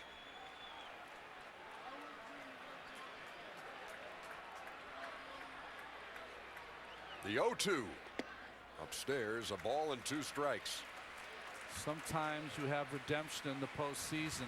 Martin trying to reverse a tough trend that he had in the regular season. 167 batting average with 2 outs and runners in scoring position. Everything's wiped clean though in the post.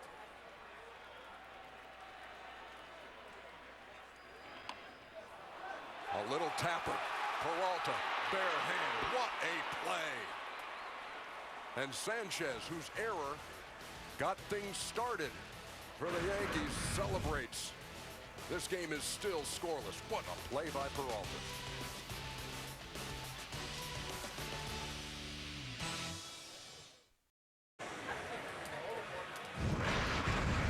This American League Championship Series coverage on TBS is presented by the Capital One Cash Rewards Card. Man alive, what a game 2 here in New York. We're going to the 7th inning, scoreless. That play by Peralta, just spectacular. He has been so good in the first 2 games. Here's Quentin Berry to lead it off against Kuroda. Foul away.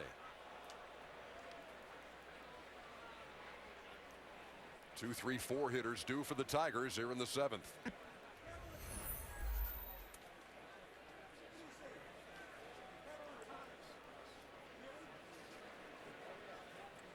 Kuroda, who was perfect through 5, working here in the 7th, and Barry steps out. So far, the formula for New York's working. You don't want traffic on the bases for Cabrera. He hasn't had any yet. They want to keep it that way.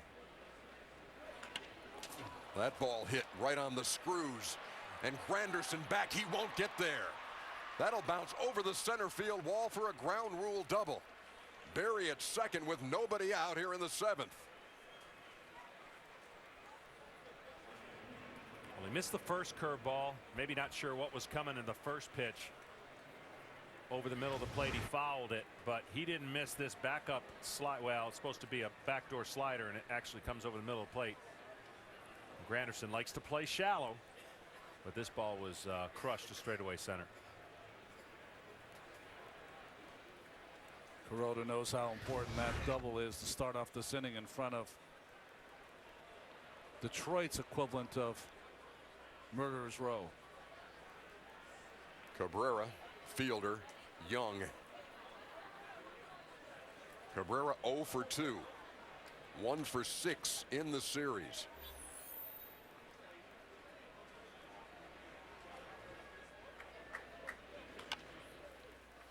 And he grounds it foul, 0-1. Peak performance brought to you by Nissan, makers of the all-new Altima. Well, Cabrera usually, as we see that 330 average right there, Cabrera doesn't have a great first round batting average, but the more he gets to play, second round career batting average coming into the series, 360 with 6 home runs.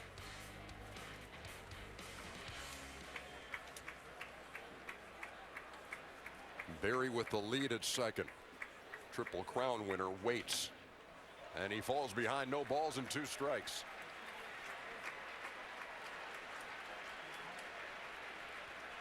Cabrera hitting .250 for the postseason coming into this game with just 1 RBI. This is the first. Sorry, Ernie. This is the first time that I've seen a great hitter pitch just one way in the first 2 games. Everything in, all fastballs in, and you have a feeling, or I have a feeling, that at some point you're going to miss on one of those pitches inside.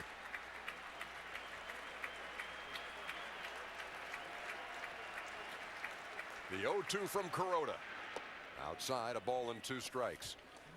You mentioned, John, last night too, a guy with big power numbers like this, and it was his walk in the 12th inning to lead things off that got everything started and made it all possible. Absolutely. I mean, this is what this guy means to this club. I mean, he's had 40 home runs off of right-handers of his 44. Okay, so he stays in well. The reason these at-bats are so important, because if he can move him over or drive him in, but if he doesn't get it done and they get him out, they're more than likely walk fielder with a base open. He knocked in 139 runs in the regular season. Foul tip. He's still alive.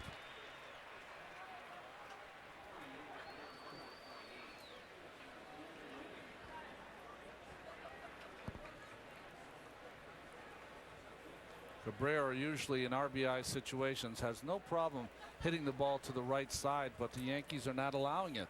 They are just throwing every pitch on the inside corner and running it in on the hands of Cabrera.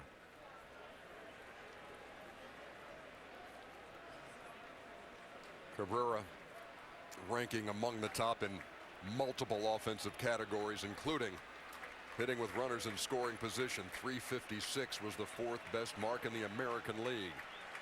He's got Barry out there at second for him with nobody out here in the 7th.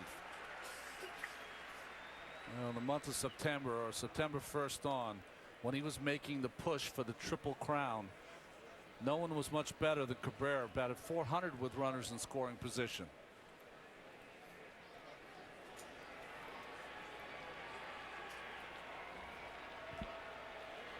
Sometimes you go out and talk to the catcher and you feel good about something, and then he gets back behind the plate and you're on the mound and you go, wait a minute. I don't know if let's talk one more time.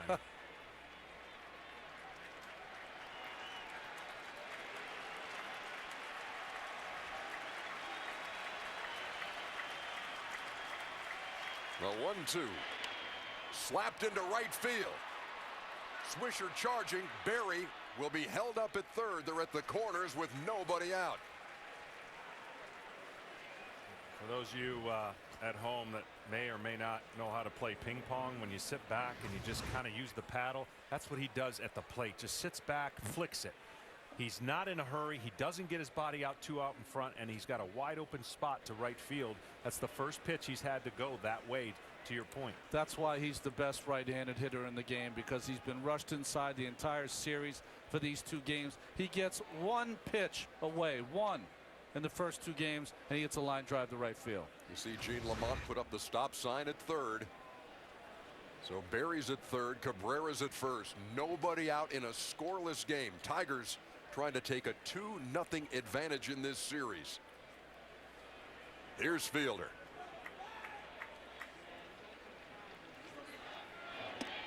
Nowhere near 1-0.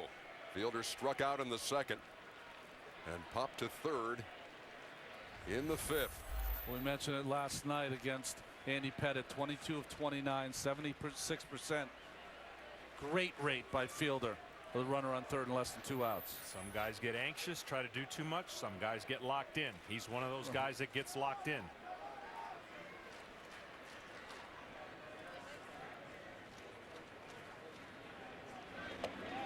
A ball and a strike.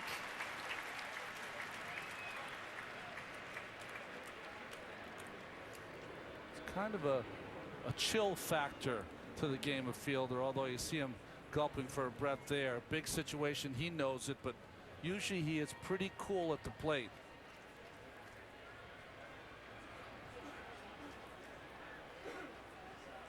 Berry with good speed at third. Fly ball of any depth will score him.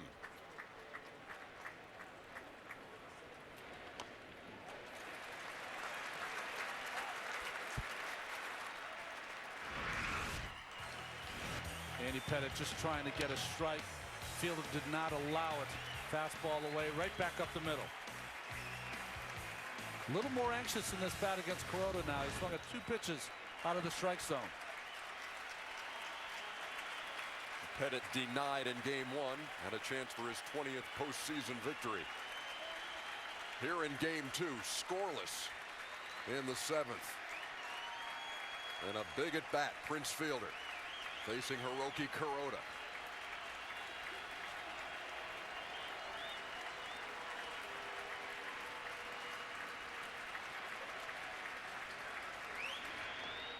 And that ball skips away, but Martin retrieves it. 2 balls and 2 strikes. They asked for help over there, and Gary Cederstrom said no, he did not go. Clutch all season long has Prince Fielder been. And when you're a pitcher on the mound and you're a split finger pitcher, you've got to have extreme confidence in your catcher to be able to do that for you, John. Yeah, and Martin does a great job. We talked about all the innings he's caught, no break at all. And he's done a great job blocking those pitches. That's how you got it. You got to attack a guy like Fielder down.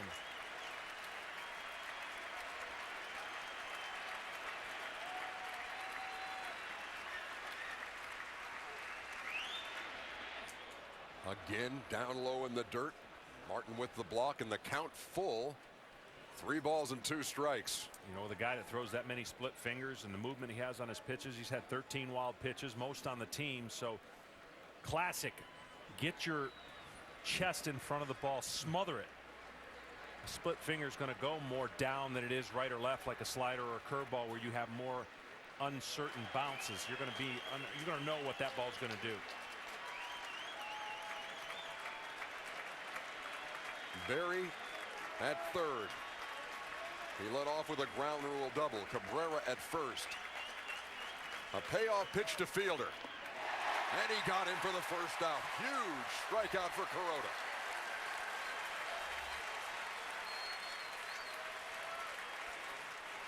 Well, the way he pitched Fielder is almost as if he didn't care if the bases were loaded. There's a high fastball, then everything's going to be down. Split finger. Down. Foul ball. Down. He's going to block this one and keep the runner from scoring. Again down. And when he got to 3-2, man, oh man, he stayed stubborn and Fielder did not. You talk a lot about pitchers throwing under stress in certain situations. Russell Martin's been living with that the last week. Extra inning games, never getting a break behind the plate. And he came up huge in that at bat against Fielder. First pitch here, really important to a guy who's aggressive. Delman Young didn't mean to. 0-1. Such a huge pitch in that bat. It's a pitch that's going to be a ball. Foul tip gets Kuroda ahead in the count. 51% compared to Fielder's 76%. Now the double play comes into play as big as ever. He does give up a lot of ground balls, not a lot of speed on the bases. Everybody playing back for that double play. Young is 0 for 2 with a couple of strikeouts. Boy, Quentin Berry came charging down the third base line. And then Kuroda stepped off. Oh, the veteran Kuroda, of course, cool as a cucumber. Watch Berry, just trying to get the balk by the pitcher. No problem for Kuroda. Made me balk up here. 0-1.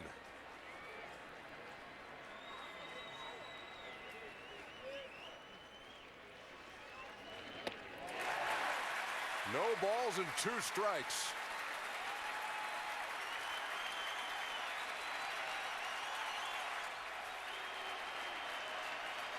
When's the last time you saw a crowd stand up with 1 out?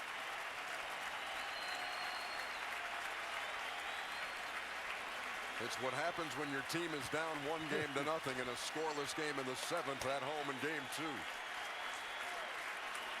Tigers lead from 1st and 3rd.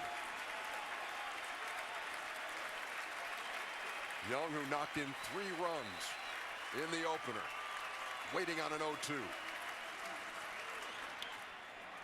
In the air, down the right field line. Will it stay in? Teixeira reaching and can't make the play. I know Mark wanted to catch that ball, but it's probably a blessing in disguise because good speed at third. He would have had to come out of the stands, wheel, and throw to home.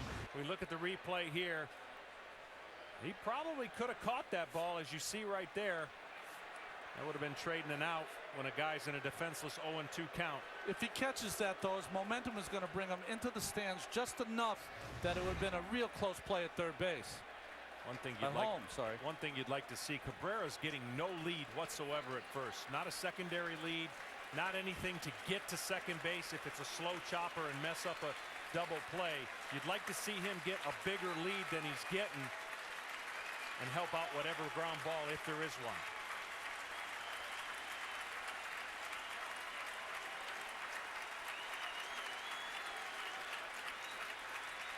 Again, the 0-2. Grounded to Nix. There's one. Now they will call him out.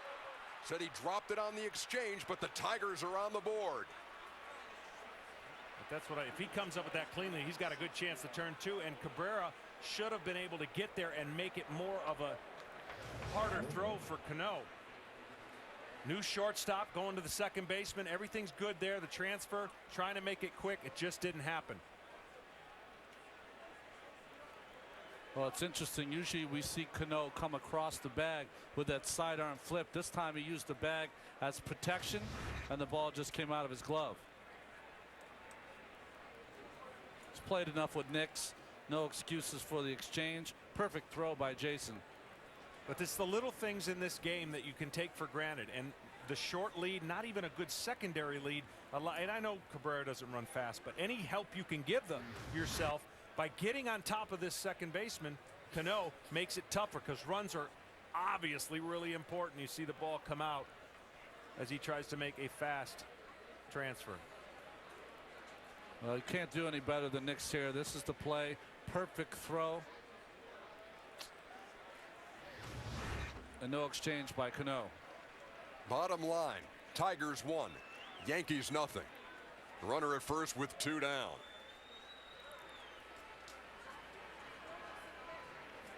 Here's Andy Dirks. That's grounded to Nix, who makes the throw, but the scoreless tie broken in the 7th. A rally sparked by Quentin Berry's ground rule double. And the infield out scores the game's first run.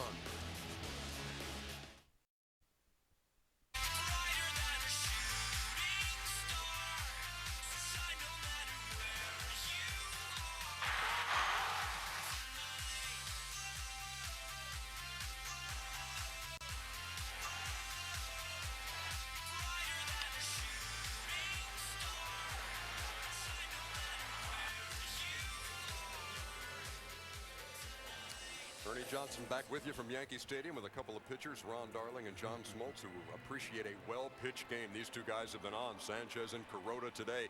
Detroit, though, John, able to piece it together there in the 7th and break the scoreless tie. Yeah, there's been no lack of drama. It's been unbelievable. Every game's been close, and the pitchers are doing their part. They need the other part of the game to help step them out and get some runs. Well, I think what's really good, though, is that they started Garcia in right field yesterday, young player. They start Berry in left field today, young player. And he comes through with that double to start the inning and really had a strikeout, a fielder. You thought to yourself, that's going to kill the inning. It did not. They really got, put the ball in play with 2 strikes and it helped. Tigers up 1-0, lead the series 1-0.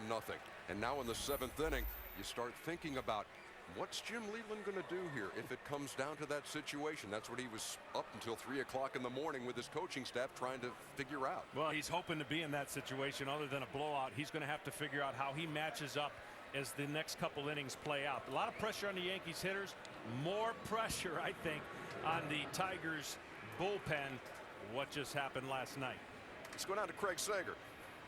Well, we have some more information on Derek Jeter. He did go to Columbia Presbyterian today for that MRI and CAT scan. What they determined was that this is an unusual injury for baseball, more common in football. He left the hospital with a splint and crutches on his way to Charlotte, North Carolina to see Dr. Robert Anderson, perhaps the foremost ankle and foot surgeon. Now, Dr. Anderson was part of the NFL's ankle and foot subcommittee. He's also a consultant to the NFL. He's a team orthopedist for the Carolina Panthers, and he will determine if he can perform a surgical procedure that maybe will expedite the recovery rather than the original prognosis, which was rest and rehab for 3 months. DJ? All right, thank you very much, Craig. Well, they have a subcommittee for everything these days, don't they? The ankle and foot subcommittee. It's certainly it's one of those moments last night, guys, that transcends the series that you're doing there when one of the faces of Major League Baseball, Derek Jeter, goes down. Jim Leland was talking about the postseason. When he thinks about the postseason, he thinks about Reggie Jackson. He thinks about the Atlanta Braves 14 straight, and he said he thinks about Derek Jeter. And that was an interesting comment from the opposing manager. Bottom half of the 7th inning. Alex Rodriguez leads it off. He's 0 for 2 with a couple more strikeouts. Now is 2 for 21 with 12 Ks in this postseason.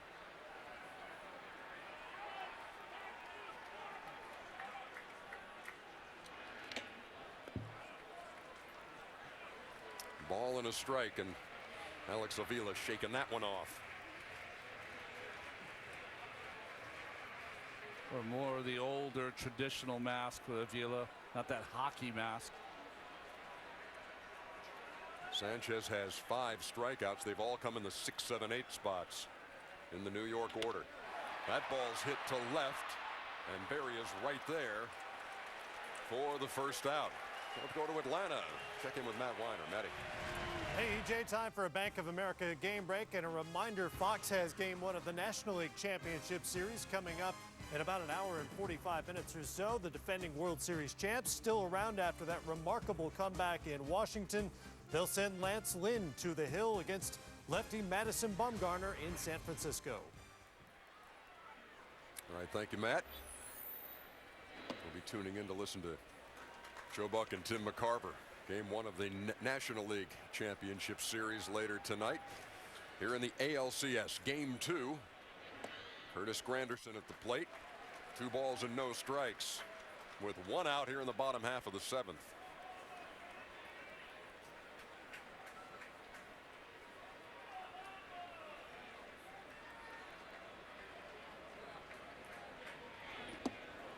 Granderson fooled way out in front by the change. Once again, you're seeing a very friendly hitters count 2-0 and not giving in to the hitters count. He throws a change up, and of course Granderson anticipating fastball, didn't get it.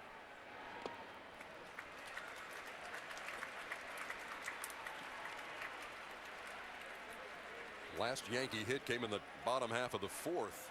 Leadoff single by Ibanez, who was caught stealing.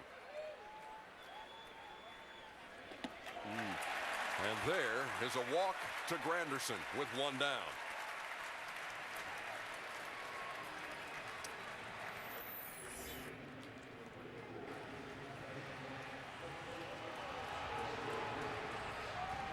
Al Albuquerque.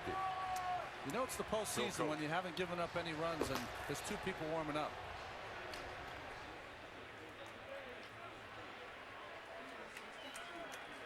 Here's Nick Swisher. The Yankees' number 8 hitter is 1 out of 2 today. One of 3 hits that Sanchez has allowed. And he takes a strike.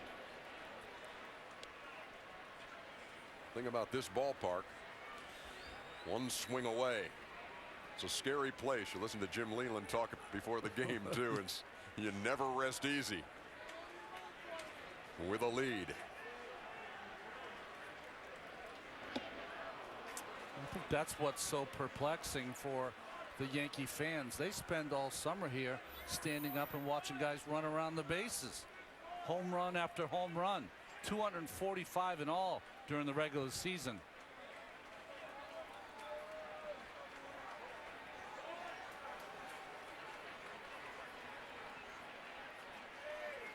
No balls, 2 strikes. And Swisher stays alive. Well, you can just sense the crowd wants to explode. They've only had a couple moments in the last 3 days of one inning. Really, you think about it, the 9th last night, the 9th against the Orioles, and then CC provided more of a situation that we're all got it into control in a 3-1 victory, but they're just waiting for somebody, something to cheer about. They'd like to have a lead before the 9th. This is their 5th home game in a row because of the format this year. They've scored 20 runs. 10 of them have come in the 9th inning. Sorry, 9th inning or later, of course, because of all the extra games. Yeah, a couple of 12 inning and a 13 inning game mixed in there.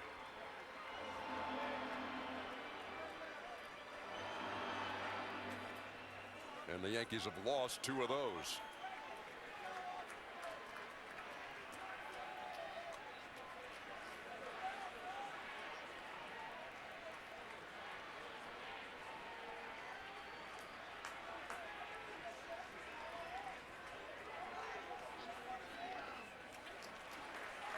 Avila lost control for a second and then trying to make sure that Granderson wouldn't take off as he tried to locate it. As you look at this stadium, though, we've had those 5 in a row despite the short fences. It really is an unbelievable fun stadium to be in and look at, and the aesthetics of it, they really did a great job. Might not have painted the right numbers on the walls correctly, but certainly a lot of excitement take place in this field.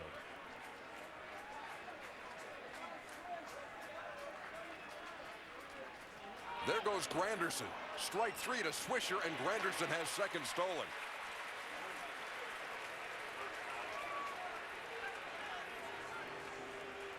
So Swisher strikes out for the second out, but Granderson in scoring position. Yankees avoided the strike him out, throw him out. Well, he takes off on a changeup. Nothing really Avila can do. Obviously, you're trying to make sure you make a great pitch to get the hitter out, which he did, but that allowed Granderson to have a huge jump. Something I thought, you know, when I think of Granderson, I think of 20 and 30 stolen bases. I don't typically always think about 43 home runs, but only had 10 or so on the regular season. He's become more of a home run hitter than a base stealer. Interesting, Joe Girardi choosing to stay with Jason Nix. He loved his at-bats in the Baltimore series. Remember, his first time up today, just missed hitting a home run to left field. It was a ball that Quentin Berry went back on and caught on the warning track. He bats now with 2 down and a runner at second, Curtis Granderson, in a 1-0 game. Detroit on top. Detroit starters have really stepped it up this postseason. Now under 1 ERA, 0.95. Incredible staff ERA. And they've got Verlander set for game 3, trying to take a 2-0 lead into that game at Comerica. Here comes the 1-0. 2 balls and no strikes. Ichiro on deck and the top of the New York order.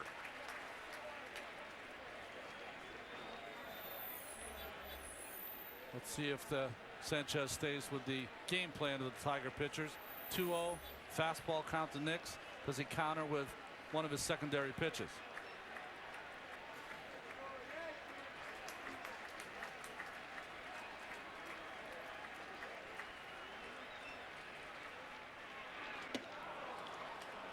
Mentioned in the open, one of the keys for Sanchez was get it to the 8th. 7th inning. He's had some issues in the 7th inning of his 32 starts. High ERA. For whatever reason, the 7th inning has given him problems, but he's a couple pitches away from doing exactly that. Getting it to the 8th for the Tigers.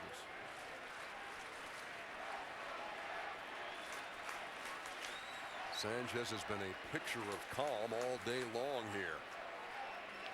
In a big spot in the bottom half of the 7th. 2 balls and 2 strikes. You can tell which pitch he's got the best feel for. When he's needed to make a pitch, it's been that changeup. Really good arm action. Comes out looking like a fastball. Made some big pitches, got some strikeouts. 2-2 count here. Got a couple ways he can go.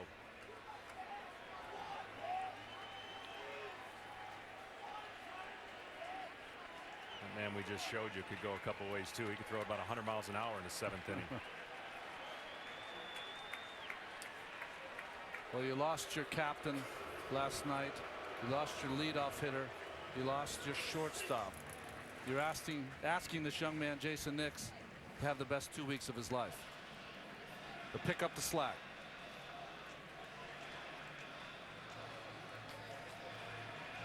And he bats here in a 1-0 game with 2 out. And the tying run at second.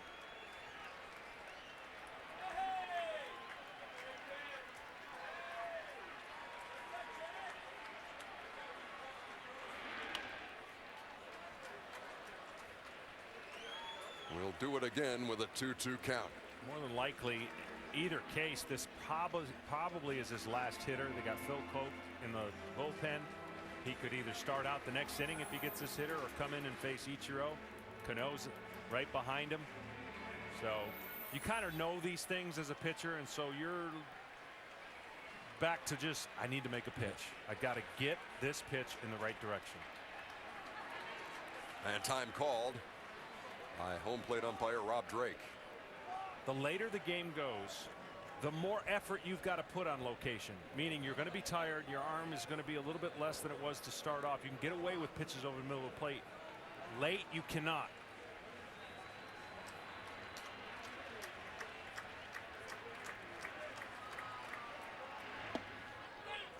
Two, down low.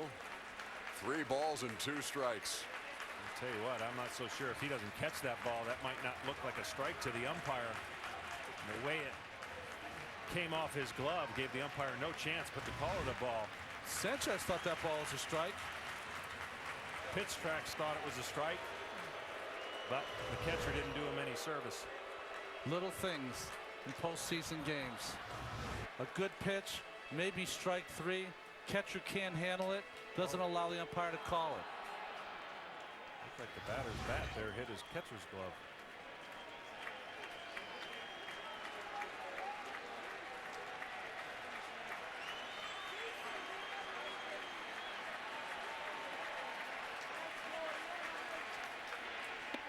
Took something off, struck him out.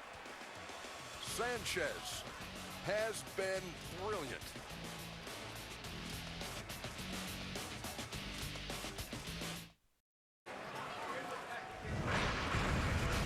Thanks for being with us here on TBS. State of the Game brought to you by State Farm. Game 2 of the American League Championship Series, and the only run of the game scored by Quentin Berry on the infield out. They got the force at second. Cano could not make the turn.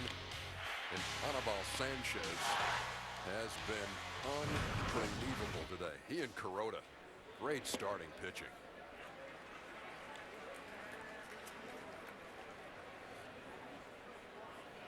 Kuroda, who pitched into the ninth in his start against the Orioles, it was the game Ibanez tied and then won in extra innings, working in the eighth here. And Peralta takes inside 1-1.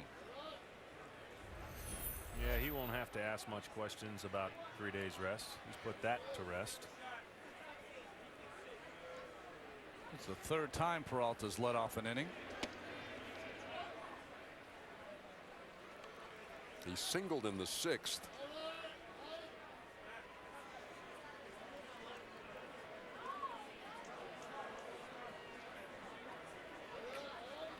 And he waits on a 2-1. Not even 2 balls and 2 strikes. He's 1 out of 2. And now 4 for 7 in the series. And 9 for 24 in the postseason. Boone Logan, Jabba Chamberlain getting loose in the New York bullpen. Tell you how dominant Kuroda's been. Strikeouts or balls on the ground. Only 2 balls in the air for outs.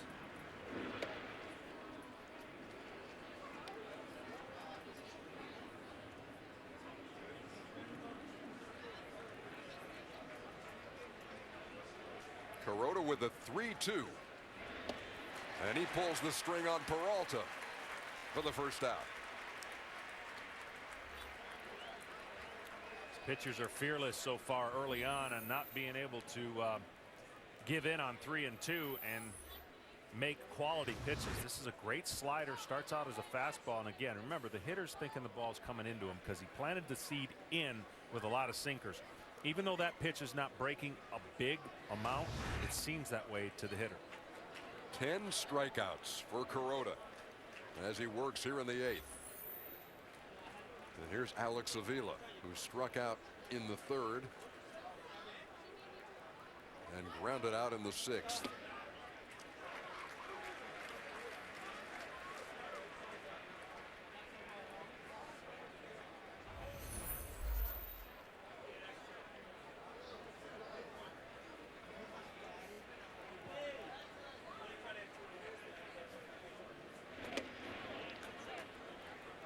Purpose with every pitch. Fastball away for a strike. Fastball underneath the armpits to get him off the plate. But Avila has tremendous power to left and left center field.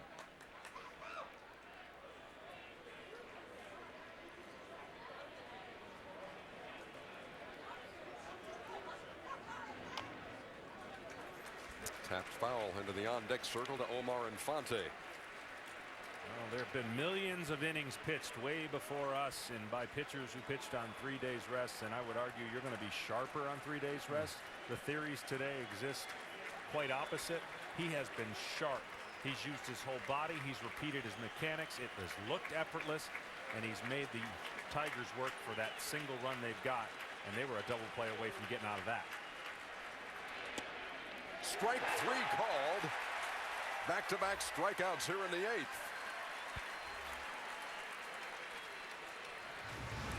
There's the first swing back, whatever you want to call it, front door fastball. The movement on that to a hitter looks like it might hit him, and then right down the middle of the plate.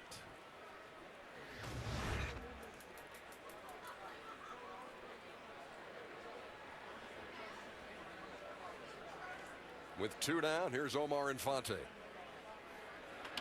And he lines that one right up the middle for a 2-out hit. Brings the leadoff hitter Austin Jackson to the plate here in the 8th. Team Stream, it's the way baseball fans stay in the know. Head over to the App Store or Google Play and download Team Stream right now. What an outing for Hiroki Kuroda. I think he's just getting a heartbeat of him right there and saying, "Are you good?" He gave him the nod, so. Hi. He's good. 11 strikeouts, a career high. And he stays in there to face Austin Jackson.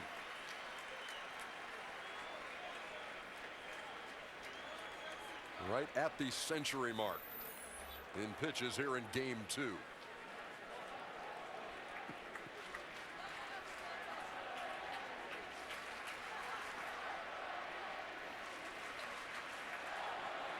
Tigers didn't have a base runner till the 6th. They scored their run in the 7th. Trying to add to it here in the 8th. But they'll need to do it with 2 out. Jackson's 0 for 3. And takes a strike.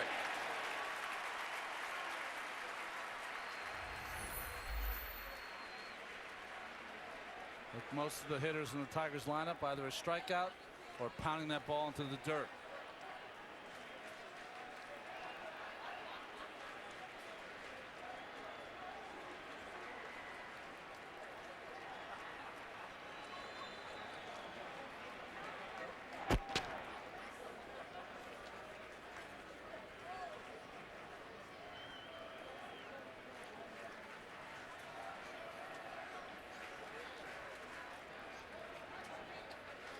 Jackson went 2 for 6 in the opener. He's knocked in 3 runs in the postseason. And he bats with Infante at first, and there's another throw over by Kuroda. You know their leadoff hitters at the plate.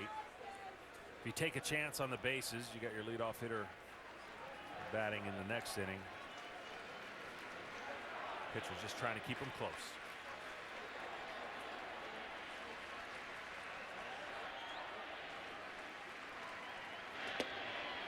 Jackson takes. Ball on a strike. It's the first 2 pitches we've seen in a row from Kuroda, though, up in the strike zone. High slider, high fastball.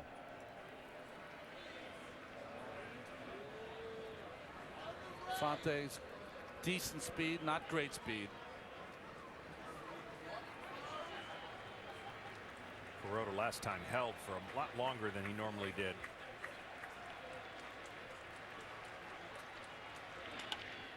Into right field. Base hit. Infante rounds second. And now he's got to get back. And just did. Swisher threw behind.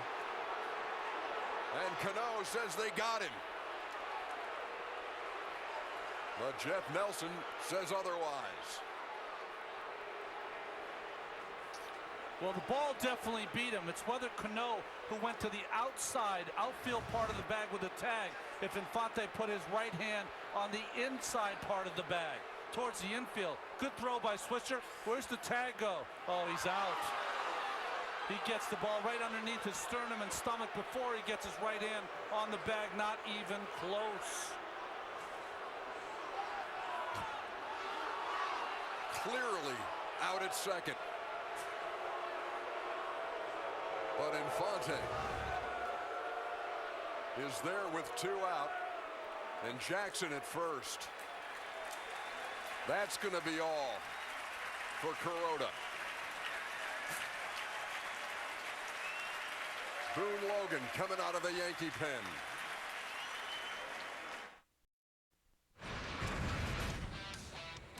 And speaking of tonight's pitching stats, tonight's relief pitcher profile is brought to you by the Droid Razor M by Motorola, he said. Boone Logan on in relief for New York. Boone Logan is called on a lot for these scenarios. The other lefty will primarily pitch to just lefties. Boone can pitch to righties and lefties. Power fastball, sweeping slider. Big guy on the mound. Does not see it very well as a left-hander. Well, with 2 out here in the 8th, clearly the Tigers catching a break when Swisher threw behind Infante. And there's the tag. Well, other than tackling him, there's nothing else Cano could have done to present Jeff Nelson with the call. Interesting matchup here. Garcia is going to bat for Quentin Berry. Quentin Berry led off the inning in the 7th and scored the only run in this ball game. A young outfielder. Now another young outfielder here to try to push the score ahead. Had a base hit off Logan yesterday's game on an 0-2 count. And it also came in the 8th inning. Avisail Garcia possesses a great outfield arm is a dead ringer for Miguel Cabrera, and he's batting in a big spot. Game 2 of the ALCS. Tigers trying to pad the lead. Logan to the plate. Called strike 1. Here it was last night. Logan, that was on an 0-2 pitch. Trying to get it in, got it over the middle of the plate. Trying to get it in right there and got it over the middle plate, got the call. Catcher sets in and has to reach over the strike zone. Sometimes you don't get that call. Little flare to right field. That's going to fall. Infante around third. He will score. And the kid delivers again.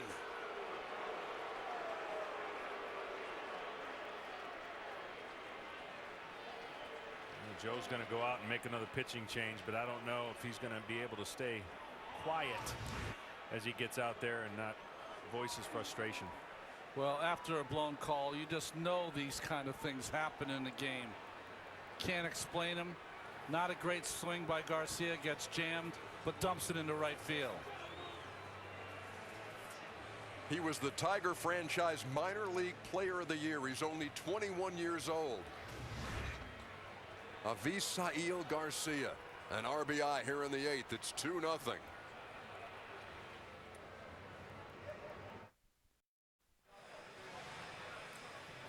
Detroit now leading 2-0, benefiting from a bad call at second. Infante with a big round around second. The tag by Cano, not even close. Nelson misses the call, and the buildup of the time that Joe was on the bench until he had to come take Logan out of the game. Boone Logan, just too much for him to bear, and thrown out of the ball game. Yeah, you could almost see it coming as he walked out to the mound. He was going to make the pitching change, and then that lull period, well, there's a commercial for most people. He started having a conversation. Once you start to have a conversation, you knew what was going to happen, and the umpire had enough of the conversation and threw him out of the game. And you saw Boone Logan in the Yankee dugout throw the ball down in frustration. Could not get the out as Garcia singled to make it a 2-0 game. And here's Jabba Chamberlain now. And the last time we saw Jabba, he was getting hit in the elbow by the broken bat. Well, pretty good numbers in the regular season. You can see so far in the postseason, but facing a hitter that's been very difficult for him. 5 for 11 is Cabrera with a long ball. First and third.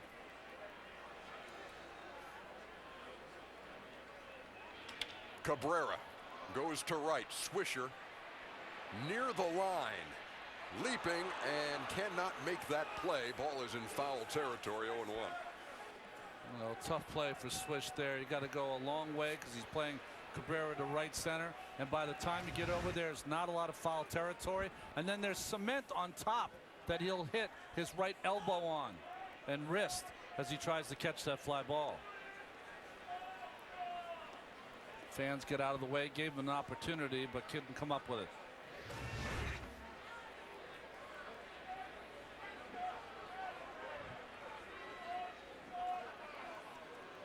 Look at that hole between first and second. Cabrera shot one through the right side earlier. It really can go all over. He's 1 out of 3 on the day. We mentioned the Chamberlain situation. The broken bat sawed off Matt Wieters and caught him flush on the elbow. Tried to continue, came out. This is his first appearance since that happened. I know it sounds a little crazy what I'm about to say next, and you're used to this, Ernie, but you want to stay there if you're the runner and let Cabrera hit. Even if a ball gets away, let him hit. He's your RBI guy. Because what that does is if he goes to second, more than likely you got an option to pitch him differently and create an open base. You're right about that, and staying there as you see this check swing. Did he go? Sam Holbrook, the first base umpire, with the correct call. You also keep that space that you talked about between first and second open for Cabrera. This inning began with back-to-back strikeouts, and then a lot has happened since then. Tigers padding their lead as Cabrera goes the other way.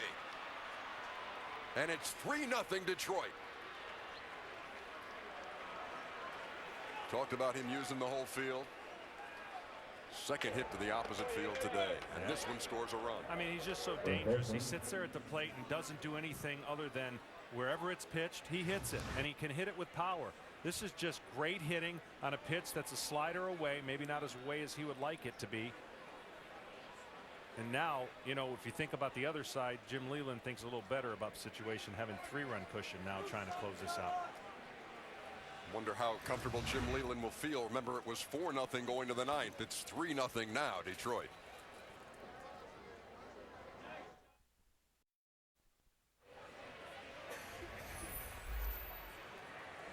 We welcome you back to Yankee Stadium.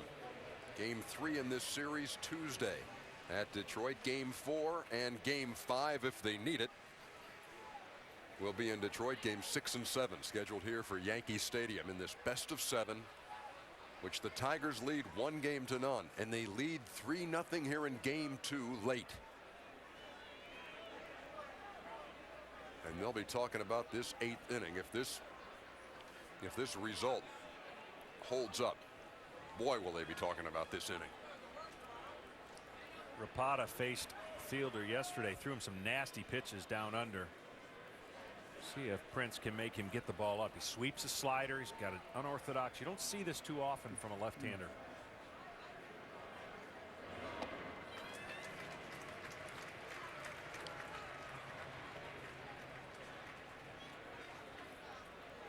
.70 games, but only 38 1/3 innings. Tells you what his role is. Specialization to the max.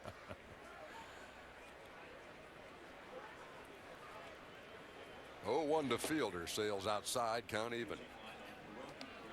Peralta struck out. Avila was called out on strikes. Then Infante singled. Jackson singled. Infante, they threw behind him. Swisher to Cano. Clearly had him, but the call did not go the Yankees' way. They called him safe. And the Tigers have taken advantage. Avisail Garcia pinch hit. Knocked in a run.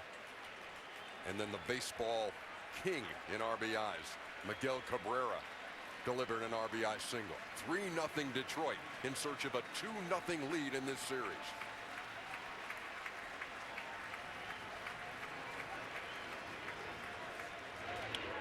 1-2 is fouled back. That's the first one he got up. Everything's been down towards the ankle. And again, you're looking at an arm angle that's coming at you and sweeping. Prince has been trying to go out there and follow the ball, but he just can't catch up because it's been down. That one he had a chance.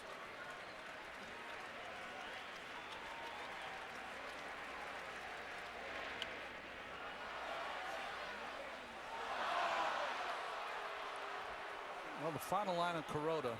When you look in the paper tomorrow, are you going to be able to believe that he gave up 3 earned runs in that performance? No chance. Right?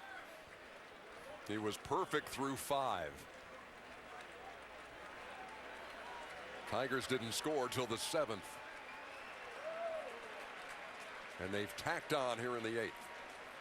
Again, the 1-2. Count even.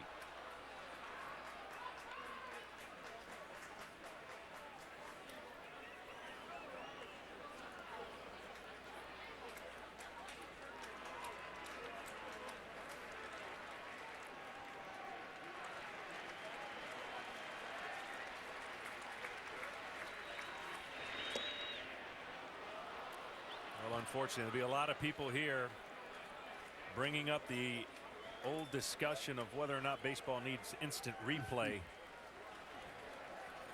Something that has been on the brink of every other sport, and we've gone to replay via the home run. Don't know if we'll ever get it to the other capacities have. Fielder stays alive. Go ahead. With the technology we have today, if you just had an eye in the sky, an extra umpire sitting up here where we're sitting, John, or next to us, and seeing the same picture we saw, it would be very easy to reverse that call. Take 2 seconds. In fairness to the umpire, everything's happened in live speed. They don't get the versions and the views that we get. And unfortunately, in a play like that, that to a casual fan sees the umpire looking straight at it, has a hard time understanding how he could miss that call. a bang-bang play at first and all that, you can understand. This is a play where he gets in good position, and he's trying to get over there. And the only thing you can see maybe that he didn't see the glove because he was getting there late. That Cano's body was on the outside of Infante, but from this angle here. Because we're seeing it from low camera, probably first base angle. He still hasn't gotten there to see maybe that glove. Fielder works him for a walk. And they're loaded. They're going to use 4 pitches to try to get an out here in the 8th. One side armor to the next. Epley.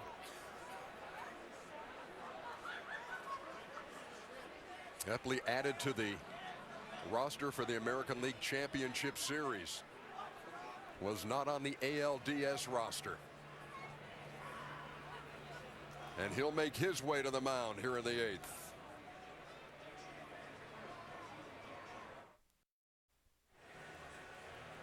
Conan being Conan is Conan's favorite pastime. Very much like John Smoltz in that regard. Don't miss Conan. All new tomorrow at 11, 10 Central, only on TBS. Very funny. Well, the Detroit Tigers with a 3-0 lead and the bases loaded with 2 out. And all of this has happened after 2 were out. As Cody Epley comes on to try to keep it right there. And there's so many instances where you can pick up a player or a teammate, and in this case, not make a call stand out. They just had to get one out. Yeah. All they had to do is get one out, and they have not been able to. And that has added to the frustration of what's been an unbelievable 1-0 game. And let's face it, if the Yankees don't score, there's nothing they can say. But if they happen to score 1 or 2 runs, it's going to be more of a glaring issue. 3 straight hits to right field by right-handed hitters and a walk. Tigers, it's hard to believe, during the regular season only hit .217 with the bases loaded. You think they would do much more damage than that. Epley comes on here to face Delman Young, who knocked in 3 runs in the opener. Got the bases loaded. And he lays off the first pitch, 0-1. Well, if you're watching Rapata in a mirror, this is what you would see. They both take the ball out of the glove the same way. Both have the same angle. And like I said, a rare combination of a right-lefty sidearm specialist. 8th Tiger to bat in the inning, and Young behind 0-2.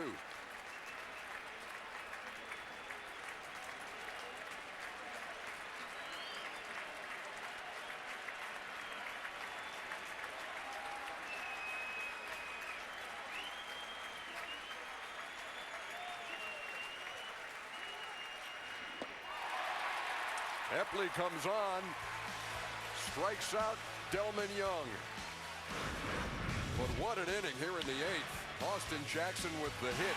Blown call at second. The 21-year-old with an RBI. Ejection for Girardi. 3-0 game, Tigers.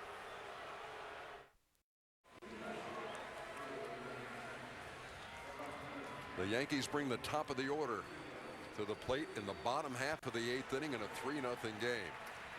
Abisail Garcia, the 21-year-old who came up with the big RBI after the controversial call, now in right field, and Andy Dirks moves from right to left.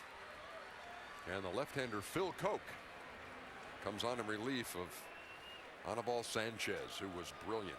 Based on the way the Yankees have been hitting, this is your best chance right now to get back in the game. The top of the lineup did it in the 9th. They're going to have to do it in the 8th to have any chance to create a big rally. Ichiro takes the ball outside. And this is where the huge spot of coming out of the pen, you have one focus. You don't even think about the 2nd and 3rd hitter. You're trying to get this first guy out, keep the roar at a minimum. Don't allow any chance of a rally. Throw strikes, get him out. Koch came in last night and threw nothing but strikes. 1-1.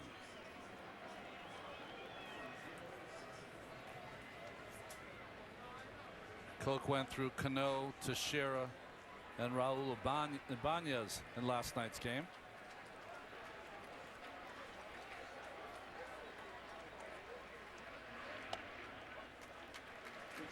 Just outside 2-1. Yeah, I think with Ichiro lefty on lefty, I mean, it's hard to strike this guy out, but it's even harder to get quick results. You got to attack this guy in the zone and let him drag it or slap it or do what he has to do, hopefully at one of your infielders. Ichiro waiting. Lazy fly ball to center field. Austin Jackson calls and squeezes for the first out here in the 8th.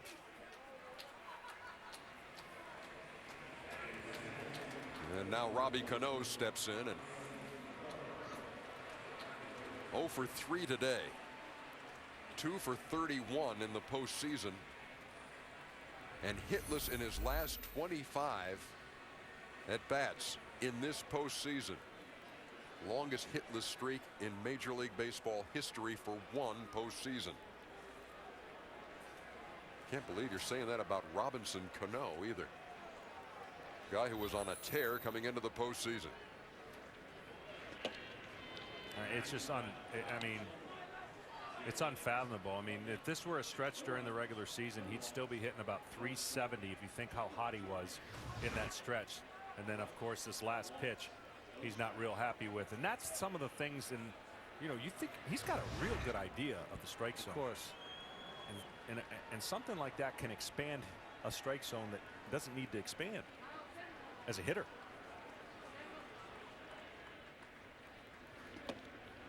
And why not? That's exactly where you gotta go. There's no way anybody expects a guy who's hitting .615 over a 9-game stretch to keep that kind of torrid stuff up, but you don't expect to see a total fall off the edge of the earth.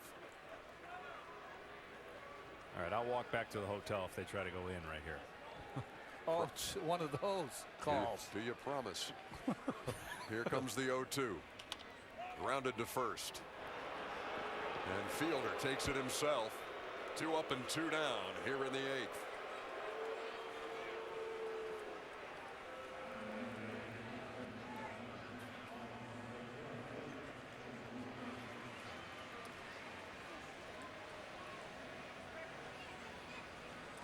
I tell you, when we talk about their resolve and their ability to come back, and the Yankees certainly have done that.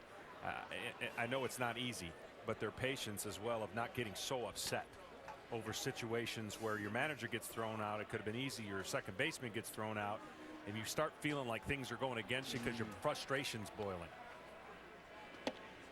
Koch delivers a strike to Teixeira with 2 down here in the 8th. I know that's what the general fan wants to see sometimes when you get out, break the bat over your knee, throw your helmet, show some emotion. But these guys have been in so many games, it just doesn't work that way. Jim Leyland said before the game that he was going to take his closer, Jose Valverde, keep him as his closer, but not close with him today because it looked like he was waiting for bad things to happen. Well, when you look at the offense of the New York Yankees, it looked like they're waiting for someone to get it going. And it is not happening. Teixeira had a double in the first. In fact, the Yankees had runners at first and second in the first, but nothing came of it. They had runners at first and third in the 6th and did not score.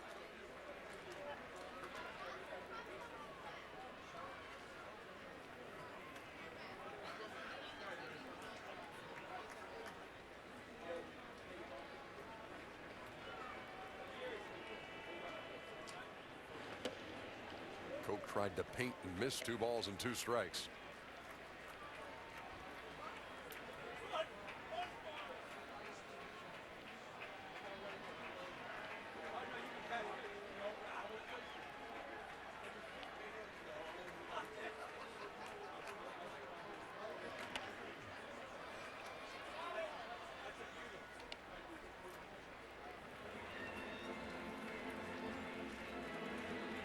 The Detroit Tigers of Jim Leyland in game 1 took a 4-0 lead to the 9th. They lead 3-0 here with 2 outs in the 8th. And Koch to Teixeira. He stays alive, 2 balls and 2 strikes. Again, we reiterate the tough job it is to do well at this time of the year. Even doubly tough to manage your ball club in situations where it's Joe Girardi dealing with a superstar A-Rod, deciding to pinch hit, deciding to not play him. Jim Leland, for a guy who's closed so many games, and just give him a temporary break, trying to find his way back into the series if he can. Here comes another 2-2. Popped him up over there by the Yankee dugout. Avila makes the catch. A 1-2-3-8. The Tigers are 3 outs away from taking a 2-0 lead over the Yankees.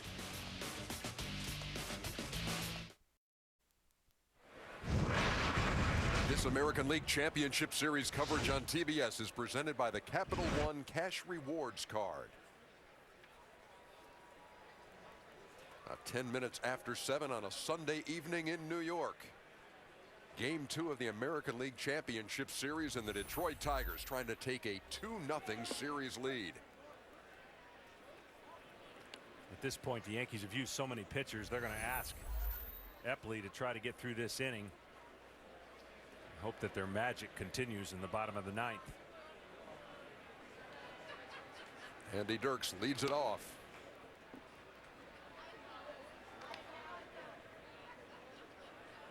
He is 0 for 3. Tigers with 1 in the 7th.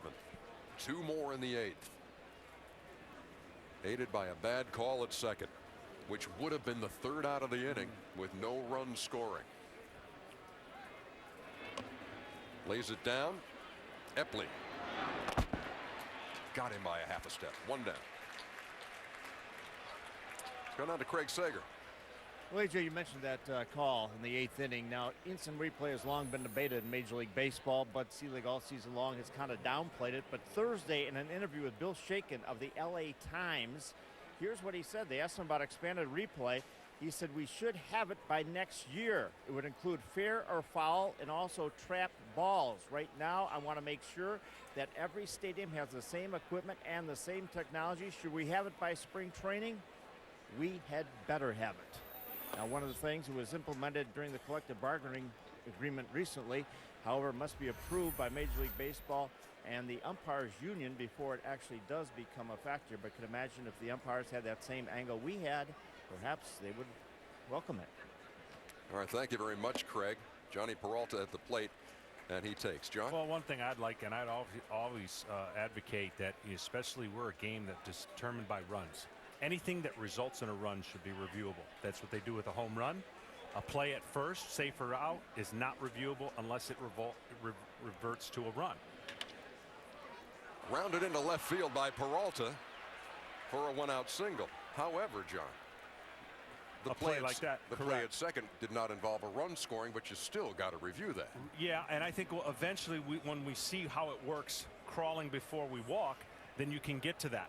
But I think to make every play reviewable that's questionable would just take baseball to a new historic length. And I say this, the arguments after the fact are longer than what it would take to get it right. Sure. And so I think with technology and other sports, they've pretty much perfected it. And the other stumbling block, guys, and you guys, you know this, that if it involves a call in which runners have moved, was that ball trapped? And then you got to figure out where the runners go, and they're really not in a hurry to try to get into that. You talk about delays and trying to figure out where a guy's going to be, where do you place the runners. But if you'd gotten the call right, the inning lasted 20 minutes longer. If you'd gotten the call right, you wouldn't have had to go past the inning. Kuroda would have been out of the inning, who got 23 outs. It took you 4 pitchers to get 1 out, and Kuroda gave up all the runs. Would have still been a 1-0 game. Joe Girardi would have still been around. That's right. We don't need the managers to throw flags on the field like the NFL, but we have so many opportunities and so many views that the umpires do not have. It could be the eye in the sky, like you said, and it would be a lot quicker, and I think it would make the game better. These umpires are under a lot of stress under the moment to make calls at fast speed, and it's not possible to get them all right. Avila grounds it to first to Shera. Takes it himself for the 2nd out. Peralta moves to second. once they introduced Queztec, it changed everybody's own strike zone into like this computerized strike zone, of which I thought was unfair for the umpires. You knew back in the day when a certain umpire was behind the plate, you knew his strike zone. The hitter knew it, the pitcher knew it, and nobody had an issue with it. And now it's revolved to more of a condensed strike zone. Here's Infante with the runner at second and 2 out.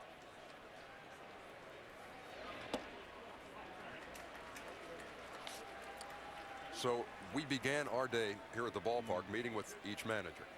Talked to Jim Leland, who said Jose Valverde is still my closer, but he will not close today. He's going to go by feel, by matchups. See Joaquin Benoit up in the pen. Yeah, he also said they noticed something that they're going to be working on with his mechanics that could help him later down the road. Kind of the same thing that Doug Fister talked about when we talked about it earlier. Said that he needed to speed up his motion a little. Well, I think they really need to do that with Valverde also. You just can't take a guy out of a playoff roster and not use him anymore. You'll be pitching short. So they got to find him to get right, and then he'll help him down the stretch. He said that Valverde, Jim Leland said, is not a piece of meat, that he is a human being, and we have respect for our players. He saved 110 out of 118 chances. In a not so patient world, let's be a little patient. 49 for 49 last year.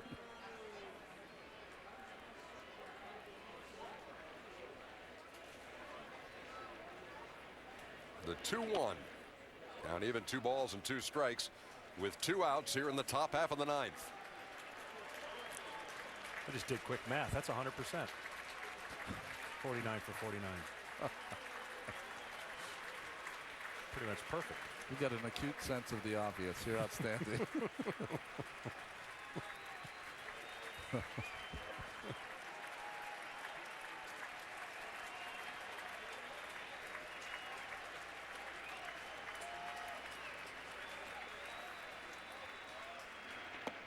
Infante goes down swinging to end the 9th.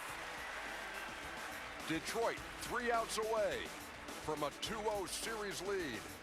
Joaquin Benoit will pitch the 9th. The American League Championship Series coverage on TBS is brought to you by Chili's $20 dinner for 2. Now with new smoky Chipotle chicken fajitas. By DirecTV. If you call yourself a sports fan, you gotta get DirecTV. Call 1-800-DirecTV. By Samsung Galaxy S3. The next big thing is already here. And by Viagra.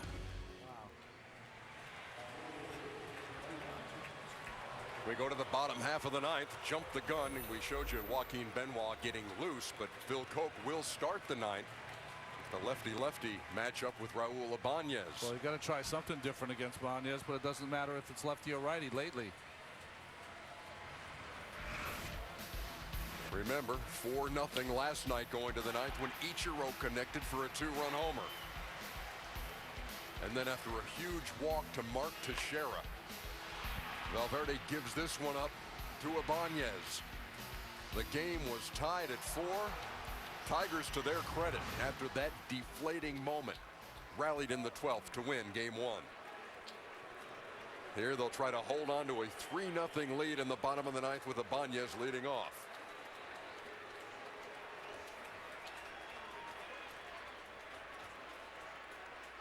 You can certainly understand the anxiousness by not only the fans, people around. I mean, starters have thrown 48 innings, only given up 5 runs. Valverde 2 1/3, 7 runs.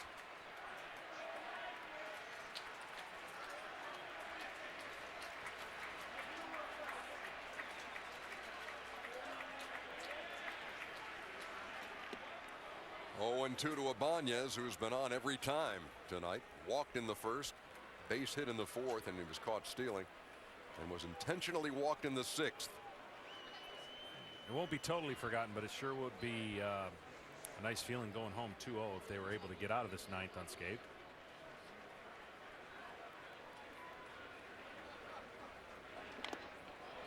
And Ibanez just did get a piece of that to stay alive. 0-2. You know, people don't understand in the game. You think anybody can go in and close and get 3 outs in a ninth. It isn't that easy. There's been a lot of setup guys that were maybe in line to be closers. Once they got the job, they didn't do it very well. It's a certain mindset. It's an ability to forget what you did the previous outing and go out there and really bear down and get 3 outs before that team ties it up. And there is out number 1 in the ninth as Koch strikes out Ibanez.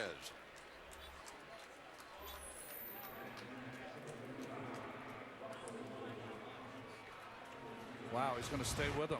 Telling Cabrera, make sure he looks out for the bunt from Russell Martin. His fastball up and in. Well, what I like about that, see how he dropped the glove back down? He wanted it up, but he didn't keep it up there like some guys do, or stand up, which really, it's not really comfortable for a lot of pitchers to try and throw. You never train yourself to do that. So he flashed it, brought it down, and he threw it up there for strike 3. Here's Russell Martin. Phil Koch, the former Yankee, trying to close things down here in the ninth. I've seen this done before by managers, and this is the old, you're going to pitch until you give up a hit. Then we're going to go to someone else. Koch working with a 3-0 lead.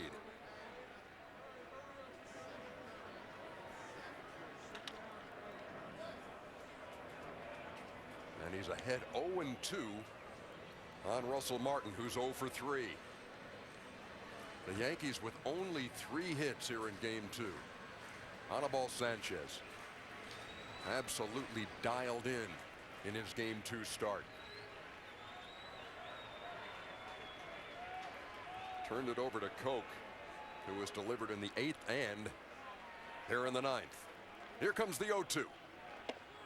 And the Tigers an out away from a 2-0 series lead.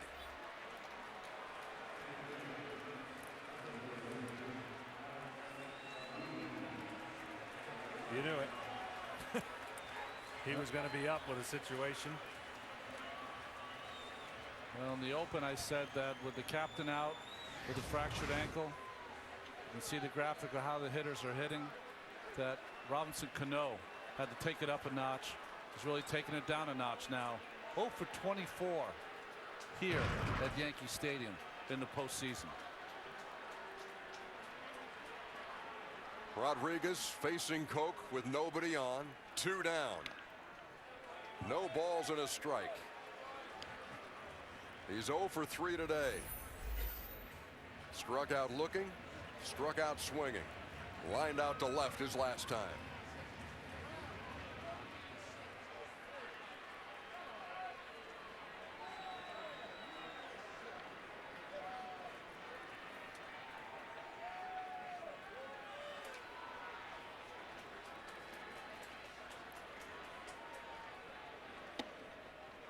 They're a strike away.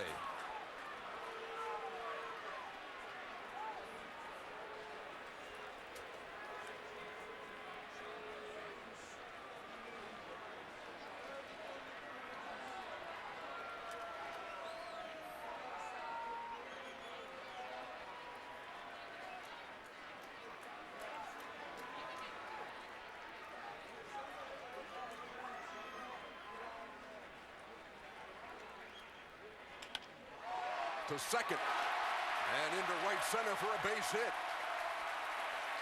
Rodriguez aboard with 2 down.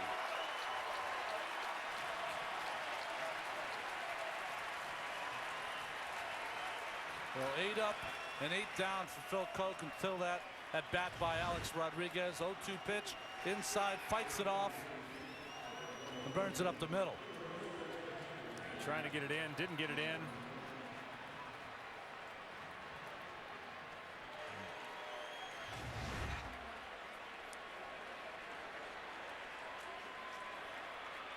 Here's Curtis Granderson. Still a 3-0 game, but the Yankees with a runner at first.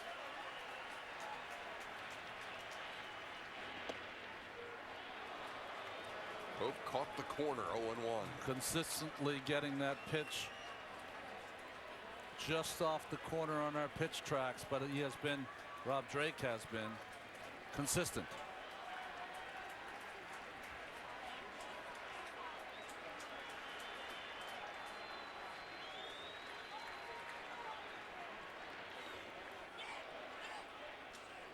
Checked his swing. They asked for help. And Gary Cedarstrom says he didn't go. 1-1. Hey, he's hearing it from the Tiger dugout from a couple guys thinking that that angle they had saw it differently, but that was a good call by Cedarstrom. They're joking a little bit.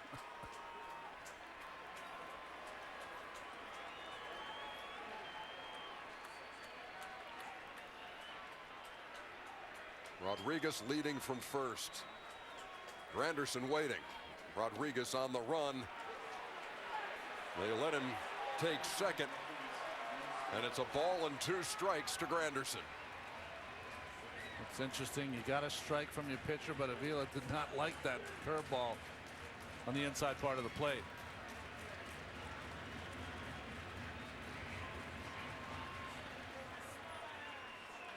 Got to try to go back outside and catch that corner fastball away, possibly, or bounce the slider away, curveball. Number 1 is over in the pitch tracks. And Granderson goes down swinging, and the Detroit Tigers have come to Yankee Stadium and taken the first 2.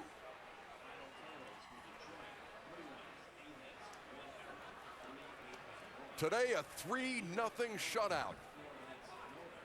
And they go to Detroit for the next 3.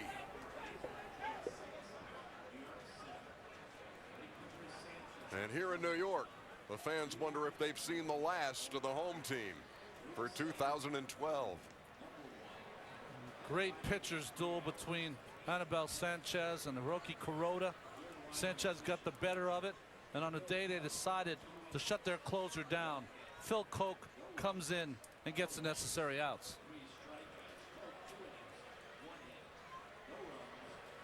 A big boost for Phil Koch and the Tigers, of course. Now they'll have a day off, reset everything, turn it over to their ace, Justin Verlander. He'll probably have the mindset, take the day off, boys. Don't need a bullpen. But the crowd in Detroit will be super happy to see him come home. And let us check in with Craig Sager. Segs. Well, Maggie, a big pitching duel, something like this where runs are hard to come by. You're a big home run here, led the league, got the Triple Crown, but yet 2 singles. How do you adjust your game just to get on base and get something going? You know, they pitch me toss right now. They pitch me to in Oakland. They pitch me to here too. But I take my hit. I take the walks because a little thing here in baseball is big right now. So we got to take the hit. Your pitcher, Anibal Sanchez, was terrific today. Why was he so good? Oh, he was aggressive, throw a lot of strike, work both sides of the play. He got it. He got off balance. They great hitter he got in that line. He keep us in the game. You had a big hit in that controversial 8th inning when you guys scored 2 runs. What was your take on that play at second base? I don't know. I don't see it, you know. I was focused to get a hit to right field. I don't see a play in second. I don't have opinion about that, but we got 2 big runs right there. We got this one, big game for us. Huge game, going up 2-0 after taking 2 games in New York. You've now been with the Tigers 18 postseason games. You have reached base safely in all 18. You now go back to Detroit with Justin Verlander. How confident are you?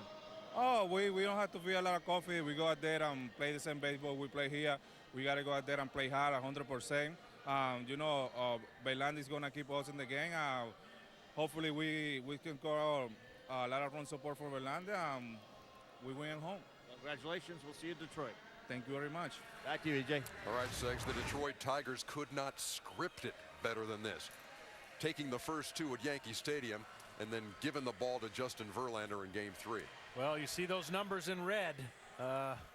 Maybe it's what the Yankees need. Who knows? I mean, you sit there and you're struggling and you're going against one of the best in the game. You get a little more locked in, but certainly on paper, Justin Verlander's in another planet. And it's up to Phil Hughes, of course, to make sure he's done what he did the second half of the season, as he was probably one of the hottest pitchers for the Yankees. Our final score today, Tigers 3, Yankees nothing. Be sure to tune in Tuesday on TBS for Game 3 of this series. Coverage begins at 7:30 Eastern with MLB On Deck presented by Dodge Dart. For Ron Darling, John Smoltz, Craig Sager, and the rest of our crew, this is Ernie Johnson saying good night from New York. TBS is your exclusive home for the American League Championship Series. Now stay tuned for Inside MLB, presented by Captain Morgan. Remember to drink responsibly.